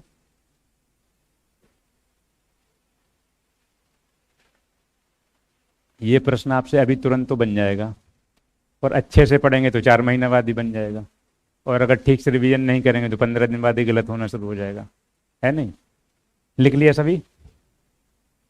ए वाले हाथ उठाइए। फर्स्ट व सेकंड सही, इतने लोग, 1 2 3 4 कई लोग हैं।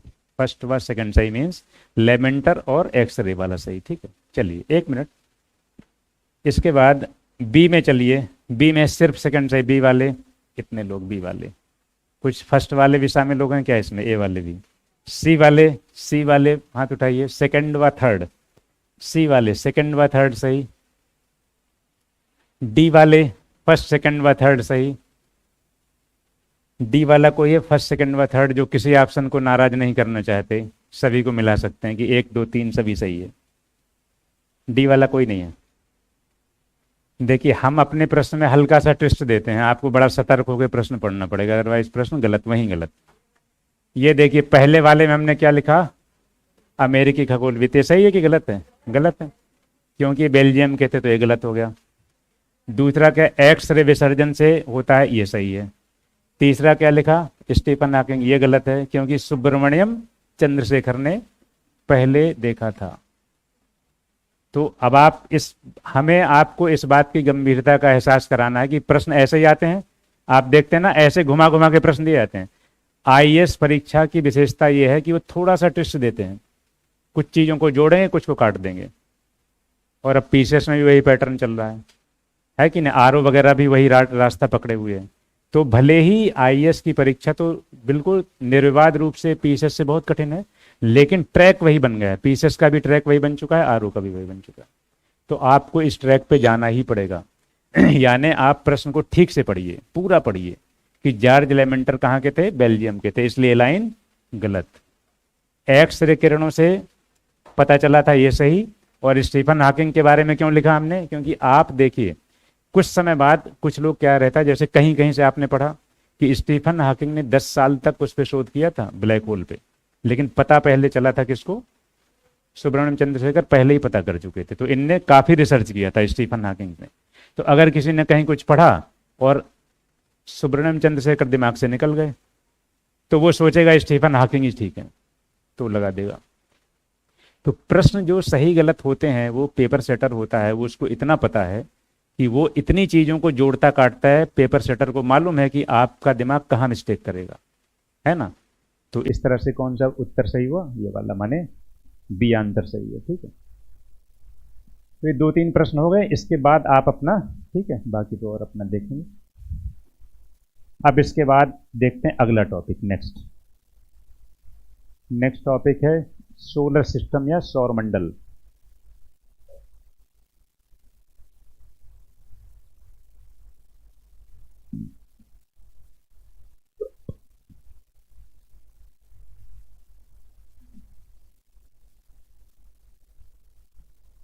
सौर मंडल या सोलर सिस्टम।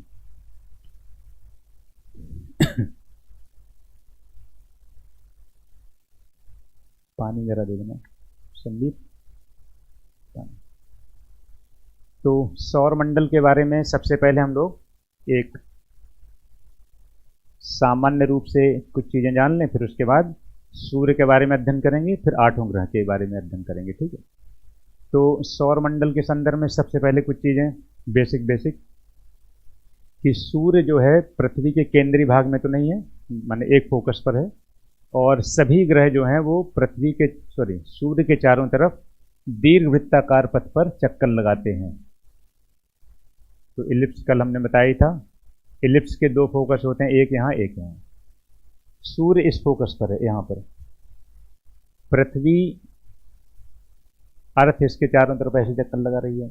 यहाँ पर कहीं क्या होगा, बुध, शुक्र, फिर पृथ्वी, फिर मंगल, फिर बृहस्पति, शनि, यूरेनस, नेपच्यून, ये चारों ऐसे चक्कर लगा रहे हैं।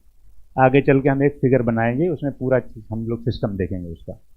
तो अभी सामान्य रूप से क्या है कि 8 ग्रह सूर्य के चारों तरफ दीर्घवृत्ताकार पथ पे चक्कर लगा रहे हैं। ठीक है, और इसके अतिरिक्त क्या है, कुछ फैक्चुअल चीजें कि जैसे पहले तो 9 ग्रह थे, और 2006 में, हाँ, यहाँ पर चेक गणराज्य में प्राग शहर है जो, वहाँ पर इंटरनेशनल एस्ट्रोनॉमिकल यूनियन की बैठक हुई, और उसमें ये निर्णय लिया गया कि प्लूटो की ग्रह की सदस्यता समाप्त कर दी गई वहाँ पे। ठीक है, तो ये कुछ काम की चीज़ें हैं, ये कुछ फैक्ट लिख लीजिए, फिर हम आगे चलते हैं। ठीक है, तो पहला पॉइंट लिखिए इसमें।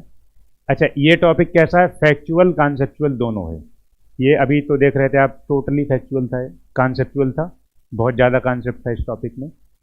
सौर मंडल में फैक्ट काफ़ी हैं, तो जो फैक्ट हैं उसको लिख लेंगे, और जो कॉन्सेप्ट है हम सब समझा देंगे। उसके बाद जब ग्लोब से आगे बढ़ेंगे तो फिर वहाँ पे कॉन्सेप्ट काफ़ी ज़्यादा है।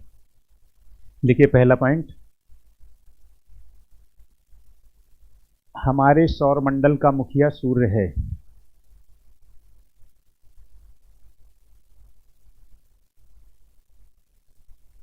हमारे सौर मंडल का मुखिया सूर्य है।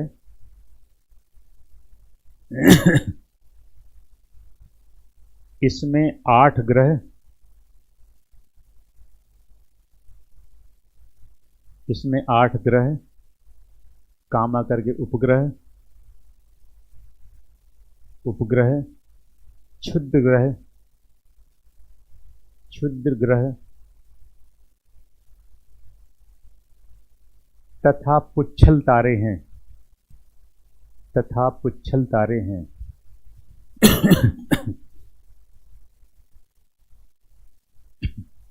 नेक्स्ट पॉइंट, सभी ग्रह सूर्य के चारों ओर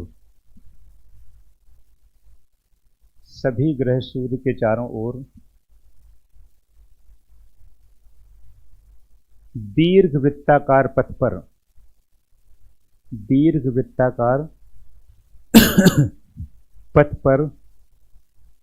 चक्कर लगाते हैं, दीर्घ वृत्ताकार पथ पर चक्कर लगाते हैं।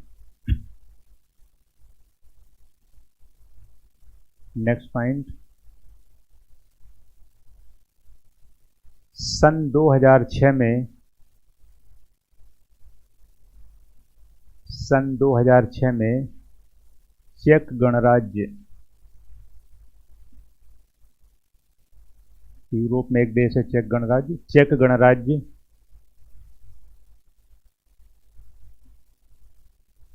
चेक गणराज्य के प्राग शहर,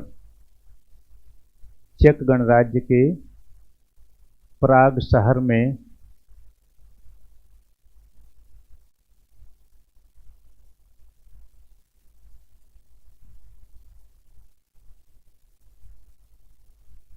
अंतर्राष्ट्रीय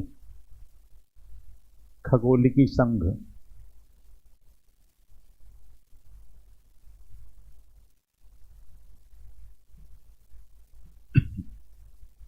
या इंटरनेशनल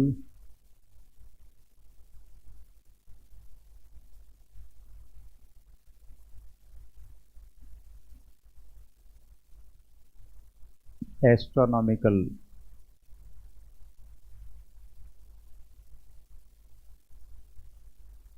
यूनियन, शार्ट में इसे कहते हैं IAU, इंटरनेशनल एस्ट्रोनॉमिकल यूनियन,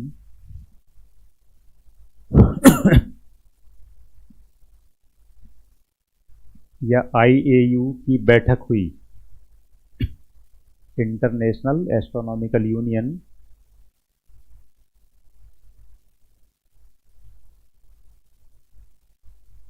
या IAU की बैठक हुई जिसमें जिसमें प्लूटो की जिसमें प्लूटो की ग्रह के रूप में प्लूटो की ग्रह के रूप में सदस्यता प्लूटो की ग्रह के रूप में सदस्यता समाप्त कर दी गई।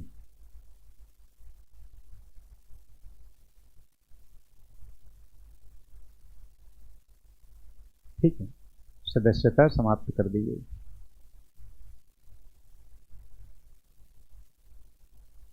यूरोप, चेक गणराज्य यूरोप में। ठीक है, अब इसके बाद एक चीज देखना है, गोल्डीलॉक क्षेत्र क्या कहलाता है। हेडिंग इसी में लिख लीजिए, सब हेडिंग अभी आप शुरू में ही लिखना है, गोल्डीलॉक क्षेत्र।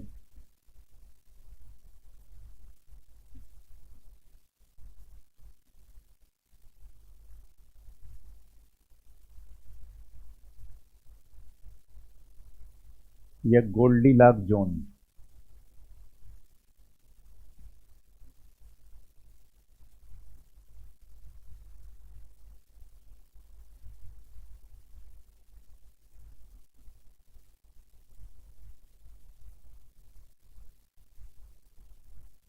आगे और ग्रह। ठीक है, आप ये बताइए कि अब बुध पे रहने लायक है? मनुष्य का जीवन चल सकता है? नहीं चल सकता। शुक्र पे चल सकता है, बहुत हाई टेम्परेचर है, यहाँ का भी बुध शुक्र। अब यहाँ पर जीवन है ही, हम ये लोग रह रहे हैं। यहाँ का टेम्परेचर लो होना शुरू हो जा रहा है, इधर का आप देख रहे हैं टेम्परेचर बहुत हाई है, इसके बाद का टेम्परेचर यहाँ का टेम्परेचर बहुत लो है। तो ना ये रहने लायक ना इधर वाले रहने लायक। तो रहने वाले लायक कौन सा है? पृथ्वी। तो गोल्डीलॉक जोन किसको कहा जाता है कि किसी भी सौरमंडल में, सिर्फ हमारे सौरमंडल में नहीं, और भी जहाँ पे जीवन होंगे, तो किसी भी सौरमंडल में सूर्य अथवा उसके सूर्य माने उसके तारे से ऐसी दूरी जो तापमान के अनुसार किसी ग्रह पर जीवन की संभावना हो, उस क्षेत्र को हम क्या कहते हैं? Goldilock zone. माने गोल्डीलॉक जोन को अगर हम ड्रा करें तो ये गोल्डीलॉक जोन ऐसे बनेगा। अब अप्लाइड प्रश्न कभी कैसे पूछ सकते हैं कि कौन सा ग्रह गोल्डीलॉक क्षेत्र के अंतर्गत है? अब एक ऑप्शन पृथ्वी रहेगा, बाकी और पड़े रहेंगे, है कि नहीं? और कोई सोचेगा कि कुछ अलग चीज दिखाई दे रही तो इधर नेपच्यून को लगा देगा, है ना। जब नहीं समझ में आता है ना तो आदमी हट के उत्तर लगाता है, हट के ऐसा हट के उत्तर होता है कि वो हट ही जाता है, उत्तर ही हट जाता है परीक्षा से। तो गोल्डीलॉक जोन ये हो गया। ठीक है, गोल्डीलॉक में कौन आएगा? पृथ्वी। तो लिखिए इसको गोल्डीलॉक जोन में। उसमें लिखेंगे किसी सौर मंडल में, किसी सौर मंडल में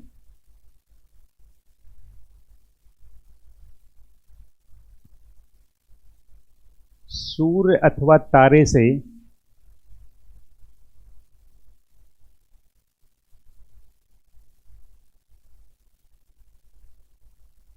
किसी निश्चित दूरी पर,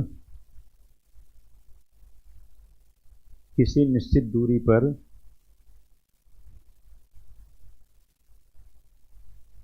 तापमान के द्वारा निर्धारित,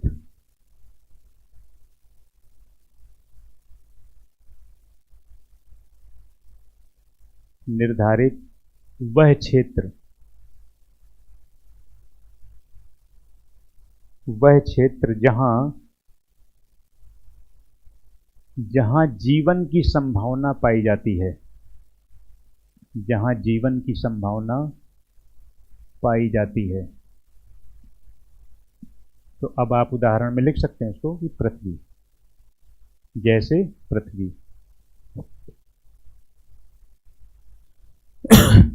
ठीक है। अब इसके बाद हम लोगों को सोलर सिस्टम का एक चित्र हम बनाएंगे और उस चित्र में से कई प्रश्न कवर होते हैं, क्योंकि कई ये पूछा जाता है कि सीरियल पूछते हैं, कई बार इस ग्रह के इन ग्रहों के बीच कौन से ग्रह अवस्थित हैं ये पूछते हैं, तो उस पर कई क्वेश्चन आते हैं।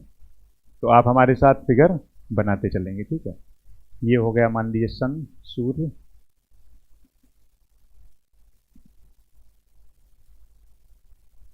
बुध, शुक्र,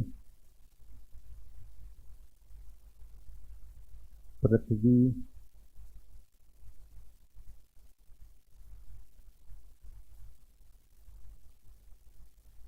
मंगल,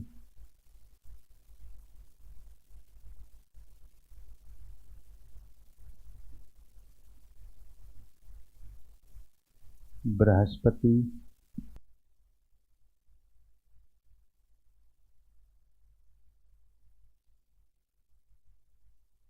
शनि,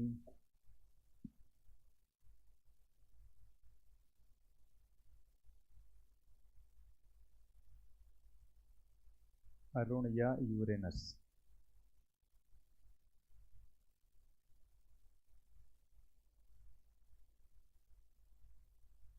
वरुण या नेपच्यून, वरुण या नेपच्यून।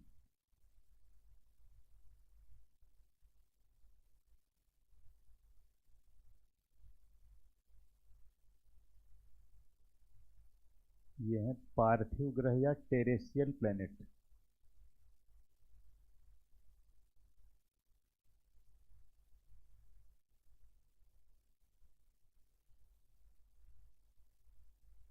या बाह्य ग्रह।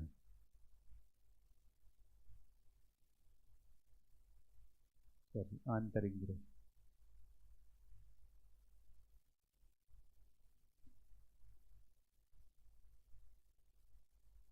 आंतरिक ग्रह इंग्लिश में इनर प्लेनेट।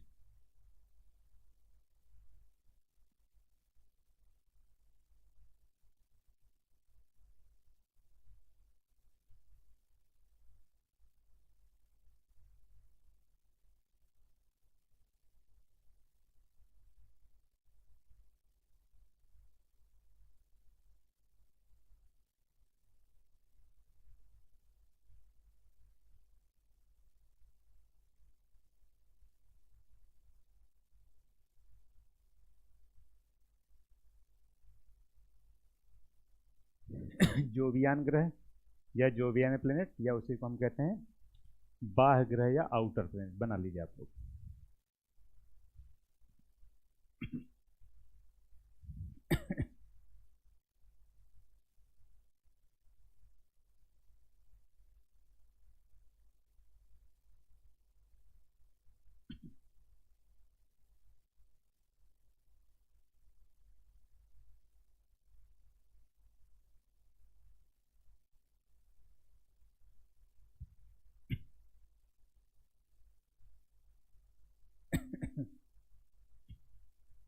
जोवियान प्लेनेट या जोवियान ग्रह।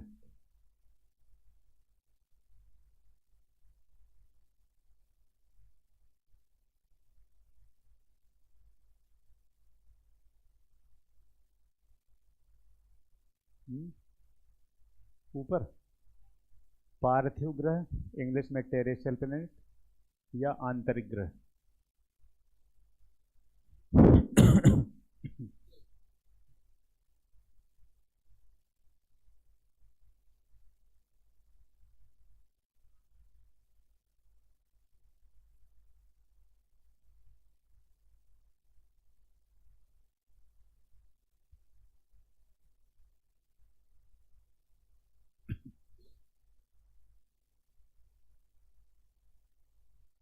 हो गया।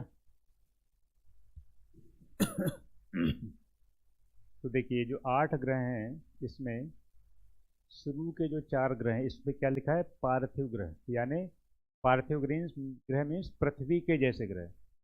तो ये इनकी विशेषता क्या है? ठोस चट्टानी रूप में है। उधर वाले को लिखा गया है जोवियान ग्रह या जोवियान प्लेनेट। तो जोवियान शब्द जो है वो जायंट से लिया गया है। जायंट का क्या होता है? मीन्स आकार का बड़ा होना। और सभी का देखिए, सभी के आकार बड़े हैं, सबके आकार बहुत ज़्यादा हैं। तो इनको कहा जाता है जोवियान प्लेनेट। इसी को बाह्य ग्रह, बाहर की तरफ है तो आउटर प्लेनेट, इसको इनर प्लेनेट। अब इसमें जो ये आपको देखना है कि जो सीरियल पूछते हैं कई बार कि इस ग्रह में कौन सा, इनके बीच कौन सा ग्रह है। कितने लोगों को सीरियल याद है? वो ईमानदारी से हाथ खड़ा करेंगे बस, जिसको याद होगा। बहुत लोगों को याद है। तो जिसको नहीं याद है, याद करने का अच्छा तरीका क्या है? सबसे पहले आप टेरेस्ट्रियल प्लेनेट को अलग कर लीजिए इधर, और जोवियन प्लेनेट को उधर। अब टेरेस्ट्रियल प्लेनेट में 2 पार्ट करिए। इधर क्या है? बुध और शुक्र एक साथ।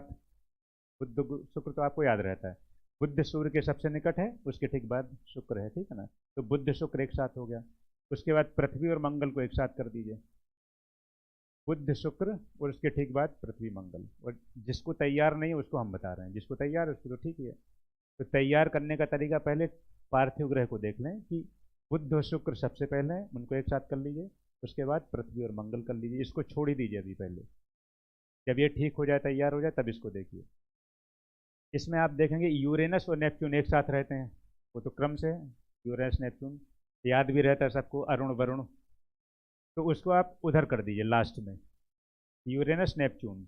बचा कौन? 2 ही बच रहे हैं, बृहस्पति और शनि। तो बृहस्पति शनि यूरेनस नेपच्यून। तो फिर कुछ दिन बाद आपको याद हो जाएगा, बुध शुक्र पृथ्वी मंगल, बृहस्पति शनि, यूरेनस शनि, यूरेनस नेपच्यून, ठीक है। अब इसके बाद जब आपको सीरियल याद है, तो अगर आपसे पूछा जाता है कि शुक्र और बृहस्पति के बीच कौन से 2 ग्रह हैं, तो आप तुरंत लगा देंगे पृथ्वी मंगल। अब पूछा जाता है बुध और बृहस्पति के बीच या बुध और मंगल के बीच कौन ग्रह हैं, तो फिर आप ये कर लेते हैं। लेकिन ये प्रश्न गलत बहुत होता है, गलत बहुत होता है। अभी आपको भले लग रहा है कि ठीक है, लेकिन ये बहुत गलत होता है, क्योंकि वहाँ जब इतना हाई प्रेशर में आप परीक्षा देते हैं तो 2 तरह के प्रश्न बहुत गलत होते हैं। एक बहुत आसान प्रश्न गलत होता है और एक बहुत कठिन प्रश्न गलत होता है, यही समस्या है। आसान प्रश्न आदमी जब उसको बिल्कुल हल्के में ले लेता है कि ये तो हम कर ही लेंगे, वही गलत होता है।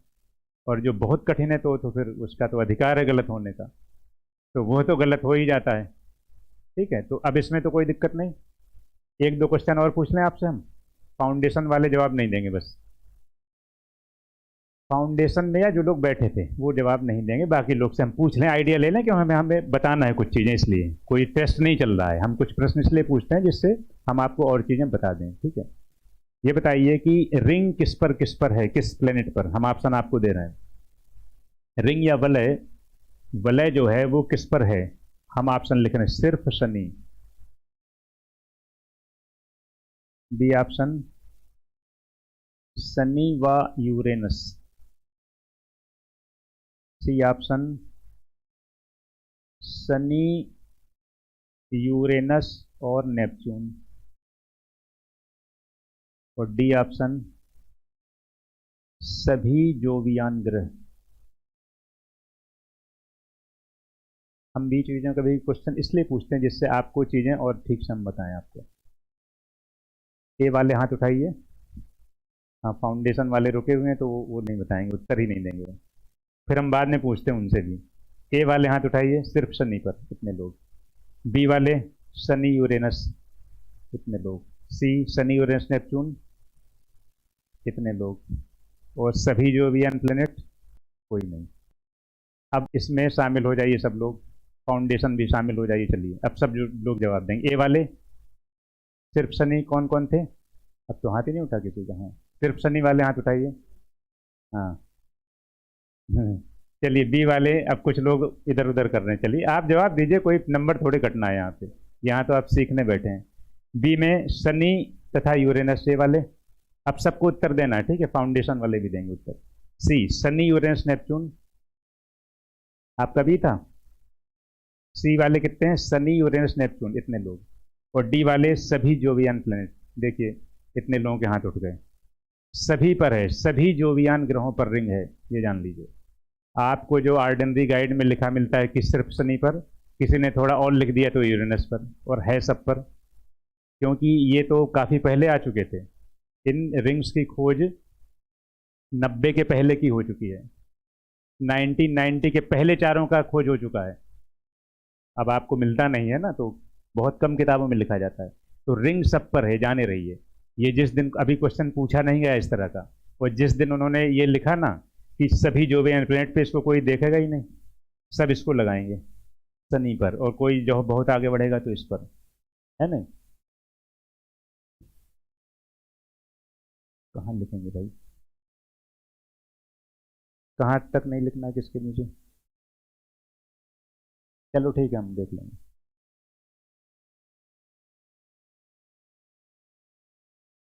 डी नहीं दिख रहा है, चलो ठीक है, अब आगे हम कर देंगे, ठीक है। तो ये क्लियर है, रिंग जो है या वलय जो है वो सभी पर है, सभी जोवियान ग्रहों पर वलय है। शनि का वलय तो 1610 में ही खोजा जा चुका था, गैलीलियो ने देखा था इसको। और इस पे रिंग अकेले इस पर क्यों बनाई जाती है, क्योंकि ये एकदम स्थायी रिंग है ना शनि की। बाकी की वीक है थोड़ी सी, उन पर भी स्थायी है लेकिन ये वो वीक है थोड़ी सी, इसलिए वो। अभी आगे जब हम लोग देखेंगे तो सब पे हम लिखाएंगे कि रिंग सब पर है ना, जब सेगमेंट में आएंगे अलग अलग में, कि बृहस्पति शनि यूरेनस नेपच्यून सब में जब हम पहुंचेंगे तो वहां हम लोग इन चीज़ों को लिखेंगे, ठीक है। अब इसके बाद अभी टाइम है 10 मिनट का, तो अगला देख लेते हैं, सूर्य। अब सबसे पहला क्या है, सूर्य पे देखेंगे, उसके बाद जितने ग्रह हैं उनको देखेंगे। तो अगली हेडिंग लिखिए सूर्य या सन। सबसे पहले सन पे जितने फैक्ट वगैरह हैं वो देख लें, फिर हम लोग बुध शुक्र पृथ्वी सभी ग्रहों को देखेंगे। तो इसमें सब फैक्ट ही है, तो इसको लिखते चलिए, इसमें कुछ है नहीं ज़्यादा, क्योंकि फैक्ट भी तो जानना है, प्रश्न तो वहां से भी आना है, तो उसमें कुछ समझने का है नहीं, उसको हम सीधा लिखाते चलते हैं, ठीक है। लिखिए पहला पॉइंट, सूर्य सौर मंडल का मुखिया है। सूर्य सौर मंडल का मुखिया है तथा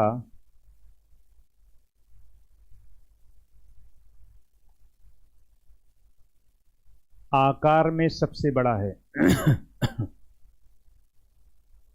तथा आकार में सबसे बड़ा है।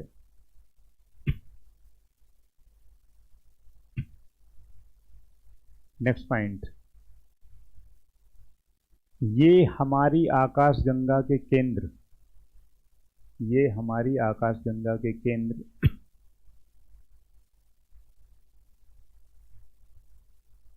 की एक परिक्रमा, एक परिक्रमा लगभग 25 करोड़ वर्ष, इसमें थोड़ा सा 22 से 25 चलता है, तो आप 25 लिख लीजिए, जो पास में रहेगा उत्तर लगा दीजिए। लगभग 25 करोड़ वर्ष में, लगभग 25 करोड़ वर्ष में पूरी करता है।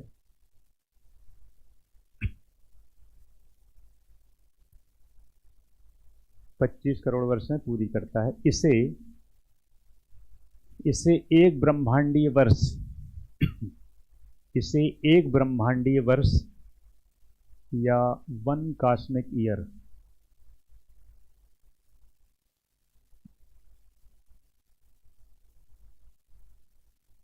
वन कॉस्मिक ईयर कहते हैं।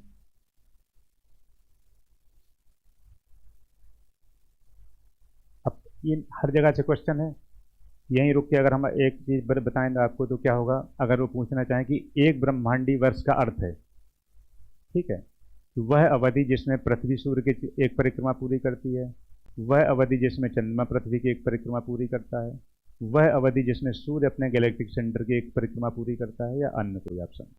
तो क्या सही होगा, सी वाला, जो कि सूर्य एक परिक्रमा अपने गैलेक्टिक सेंटर की के लिए समय लगाता है। ठीक है, नेक्स्ट पॉइंट लिखेंगे, सूर्य का अर्धव्यास यानी रेडियस, सूर्य का अर्धव्यास, सूर्य का अर्धव्यास या त्रिज्या एक ही बात होती है। सूर्य का अर्धव्यास 6,96,000 किलोमीटर, 6,96,000 किलोमीटर है।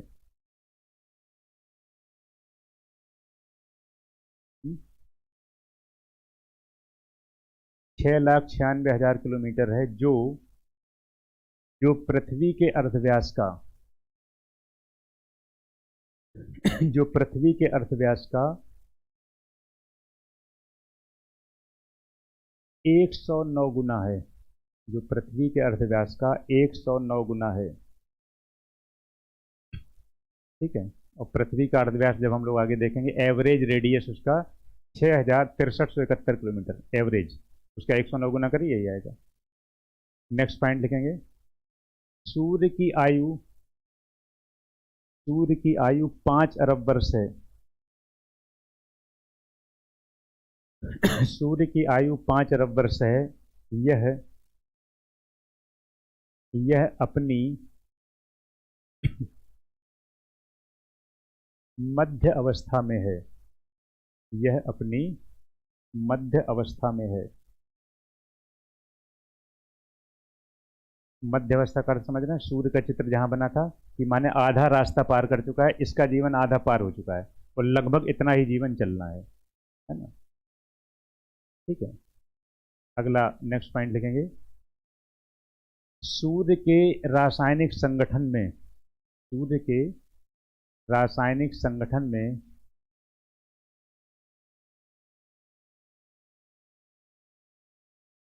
हाइड्रोजन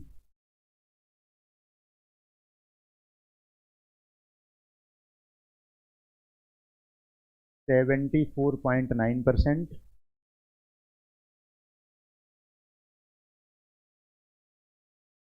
तथा हीलियम 23.8% है, 23.8% है। ठीक है, अब इसके बाद 5-7 मिनट है, पढ़ा दें, पढ़ते हैं बता दें, है ना, इतना समय में हो जाएगा। अब अगली हेडिंग, सूर्य में ही हमें देखना है, सूर्य की जो लेयर्स होती हैं उसके बारे में देखना है कि सूर्य का धरातल क्या है, सूर्य की आंतरिक संरचना क्या है और उसका वायुमंडल क्या है। तो हेडिंग लिख लीजिए, सब हेडिंग सूर्य में, सब हेडिंग लिखेंगे, सूर्य की आंतरिक संरचना, हेडिंग लिखिए, सूर्य की आंतरिक संरचना, धरातल, धरातल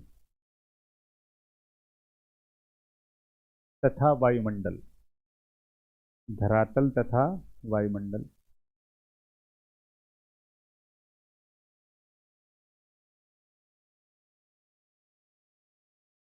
तो जैसे देखिए, पृथ्वी का अपना इंटीरियर है, पृथ्वी की आंतरिक संरचना है, इसको हम लोग पढ़ेंगे भी भूआकृति विज्ञान में। तो जैसे पृथ्वी की आंतरिक संरचना है वैसे सूर्य की आंतरिक संरचना है, जैसे पृथ्वी का धरातल है वैसे सूर्य का धरातल है, जैसे पृथ्वी का वायुमंडल है वैसे ही सूर्य का वायुमंडल है। तो अगर जैसे ये क्या है, पृथ्वी, इसका ये नॉर्थ पोल और अंदर एक्सिस, अगर हमें इसकी लेयर देखनी है पृथ्वी की, तो इसका चित्र कैसे बन सकता है, इधर से एक कट लगाइए सीधा ऐसे, और एक विषुवत रेखा से कट लगाइए, तो चित्र कैसे सामने आ जाएगा, चाहे सूर्य पे करिए चाहे पृथ्वी पे, कैसे आ जाएगा, इस तरह से।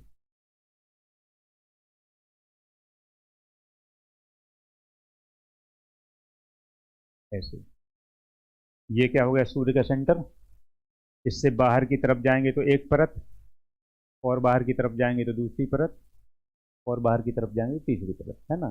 तो पूरा गोलाकार चित्र बनाने की जरूरत नहीं रहती, ऐसे में भी आ जाता है ना। तो ये क्या है, सूर्य का केंद्रीय भाग, जिसको हम कहते हैं क्रोड या कोर, क्रोड या इंग्लिश में कोर। हमारे साथ बनाते चलिए चित्र आप भी। तो कोर का टेम्परेचर हमने क्या बताया था, 1.5 करोड़ डिग्री सेल्सियस।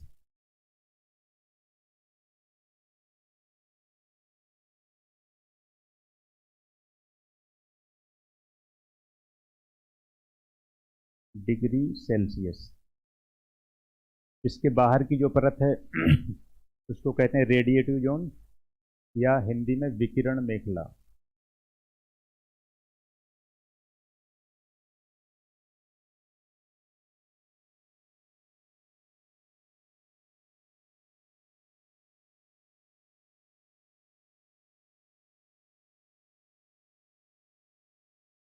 इसके और बाहर की परत कन्वेक्टिव जोन, या हिंदी में संवहन मेखला।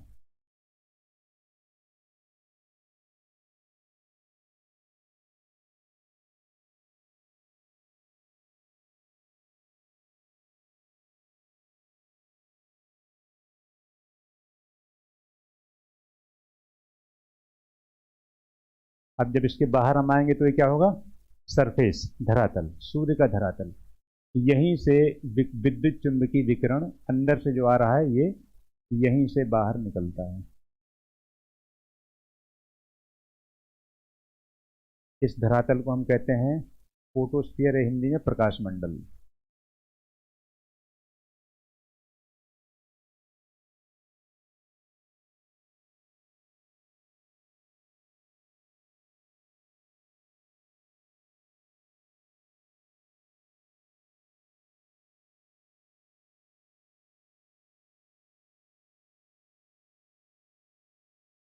ये हिंदी में हम लिख दे रहे हैं, कई बार ऐसे पूछ लेते हैं। इसका टेम्परेचर है 6000 डिग्री केल्विन धरातल का।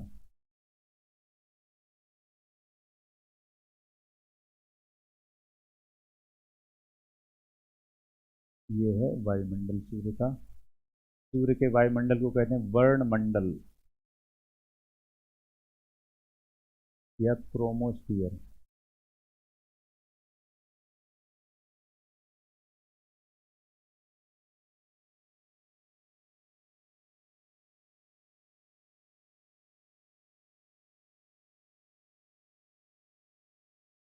क्रोमोस्फियर। और वायुमंडल के सबसे बाहरी भाग को कहते हैं कोरोना या सूर्य किरीट।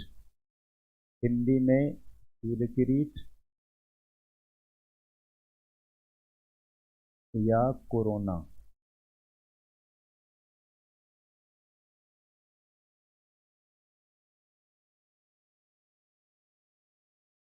ये दूसरा वाला कोरोना है, वो नहीं है जिसने 2 साल बहुत तांडव मचाया, वो तो अलग है।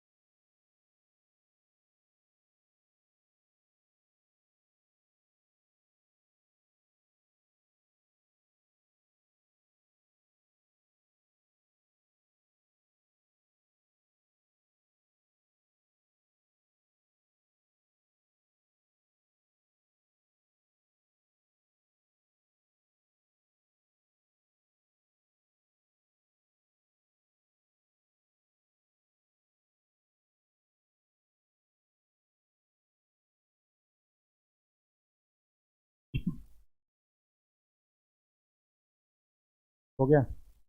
अब इसमें देखिए, ये जो पृथ्वी की, सॉरी, सूर्य की आंतरिक संरचना है, इसमें आंतरिक संरचना में 3 लेयर हैं। इसके 3 पहले तो सेक्शन कर सकते हैं हम। एक तो क्या कर सकते हैं, सूर्य की आंतरिक संरचना पहला सेक्शन, दूसरा सेक्शन सूर्य का धरातल, तीसरा सेक्शन सूर्य का वायुमंडल। अब सूर्य की आंतरिक संरचना में 3 लेयर हैं। केंद्रीय भाग क्या है? क्रोड या कोर। इसी क्रोड के भीतर नाभिकीय संलयन की क्रिया चलती है। उसमें हाइड्रोजन हीलियम में परिवर्तित होता है। अब जब वो हाइड्रोजन हीलियम में परिवर्तित होता है तो विद्युत चुंबकीय विकिरण इन परतों को पार करता हुआ यहां तक आएगा। अंदर की परत क्रोड, उससे ऊपर की परत विकिरण मेखला या रेडिएटिव जोन, उससे ऊपर की परत संवहन मेखला। अब यहां से ये बाहर की ओर आएगा तो ये फिर अब क्या मिलेगा हमें? धरातल। इस धरातल से, सूर्य के धरातल से विद्युत चुंबकीय विकिरण या इलेक्ट्रोमैग्नेटिक रेडिएशन बाहर की ओर निकलता है, जिसमें गामा किरणें हैं, एक्स किरणें हैं, अल्ट्रावायलेट रेज है, विजिबल लाइट यानी दृश्य प्रकाश है, रेडियो वेव्स हैं, है ना, अवरक्त तरंग है, इंफ्रारेड वेव्स है।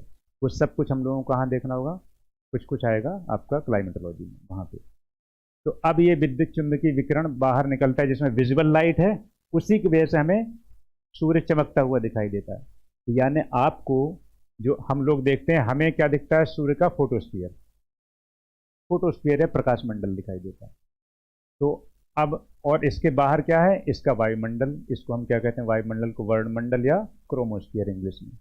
और वायुमंडल के, सूर्य के वायुमंडल के बाहरी भाग को हम क्या कहते हैं, कोरोना या सूर्यकिरीट। तो अब अगर इस पे बहुत से प्रश्न है ऐसे ही नहीं, अगर पूछा जाए कि क्रोड का टेम्परेचर 1.5 डिग्री सेल्सियस। अब इसमें और प्रश्न जो अभी अंदर से प्रश्न नहीं आए हैं, यहाँ के प्रश्न पूछेंगे। धरातल पे प्रश्न आया है, वायुमंडल पे प्रश्न आया है, कोरोना पे प्रश्न आया है। तो अगर आपसे पूछा जाए कि सूर्य के वायुमंडल के बाहरी भाग को क्या कहते हैं, तो उत्तर क्या होगा, कोरोना। अगर प्रश्न पूछा गया कि सूर्य के वायुमंडल को क्या कहते हैं, उत्तर वर्णमंडल। प्रश्न पूछा गया सूर्य का धरातल, जवाब क्या होगा, फोटोस्फीयर, प्रकाश मंडल। पूछा गया कि सूर्य के धरातल का टेम्परेचर कितना है, 6000 डिग्री केल्विन। अब पूछा गया कि कोर का टेम्परेचर 1.5 करोड़। अब पूछा गया कि पृथ्वी की आंतरिक संरचना में मध्यवर्ती परत कौन सी होगी।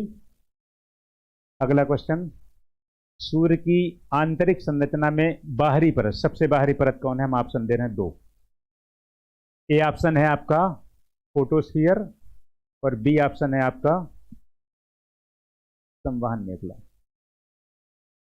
क्वेश्चन ये है कि सूर्य की आंतरिक संरचना में बाहरी मंडल को कहते हैं। ए ऑप्शन है आपका, ए ऑप्शन है प्रकाश मंडल यानी फोटोस्फीयर, और बी ऑप्शन में क्या है, ये संवहन मेखला। ए वाले हाथ उठाइए, ए वाले फोटोस्फीयर 2 हाथ उठे, बी वाले हाथ उठाइए। ठीक, जब इतने लोग कह रहे हैं तो बी ठीक, यही सही होगा। क्यों सही होगा, क्योंकि आंतरिक, प्रश्न में क्या कहा गया है कि पृथ्वी की आंतरिक संरचना का सबसे बाहरी मंडल। तो आपको बाहर जाना ही नहीं ना। आपसे अगर पूछा जाए कि इस कमरे की सबसे बाहरी बेंच, तो आप उधर वाली बोलेंगे ना, आप बाहर वाली बेंच थोड़ी लगाएंगे, है कि नहीं। आपको उसके भीतर ही रहना है, तो इसकी आपको धरातल पे पहुंचना ही नहीं है। आंतरिक संरचना मीन्स इसके भीतर ही रहना है, तो कौन सा मंडल होगा, ये होगा। ठीक है, चलिए, तो आज टाइम हो गया, फिर इसके बाद आगे कल।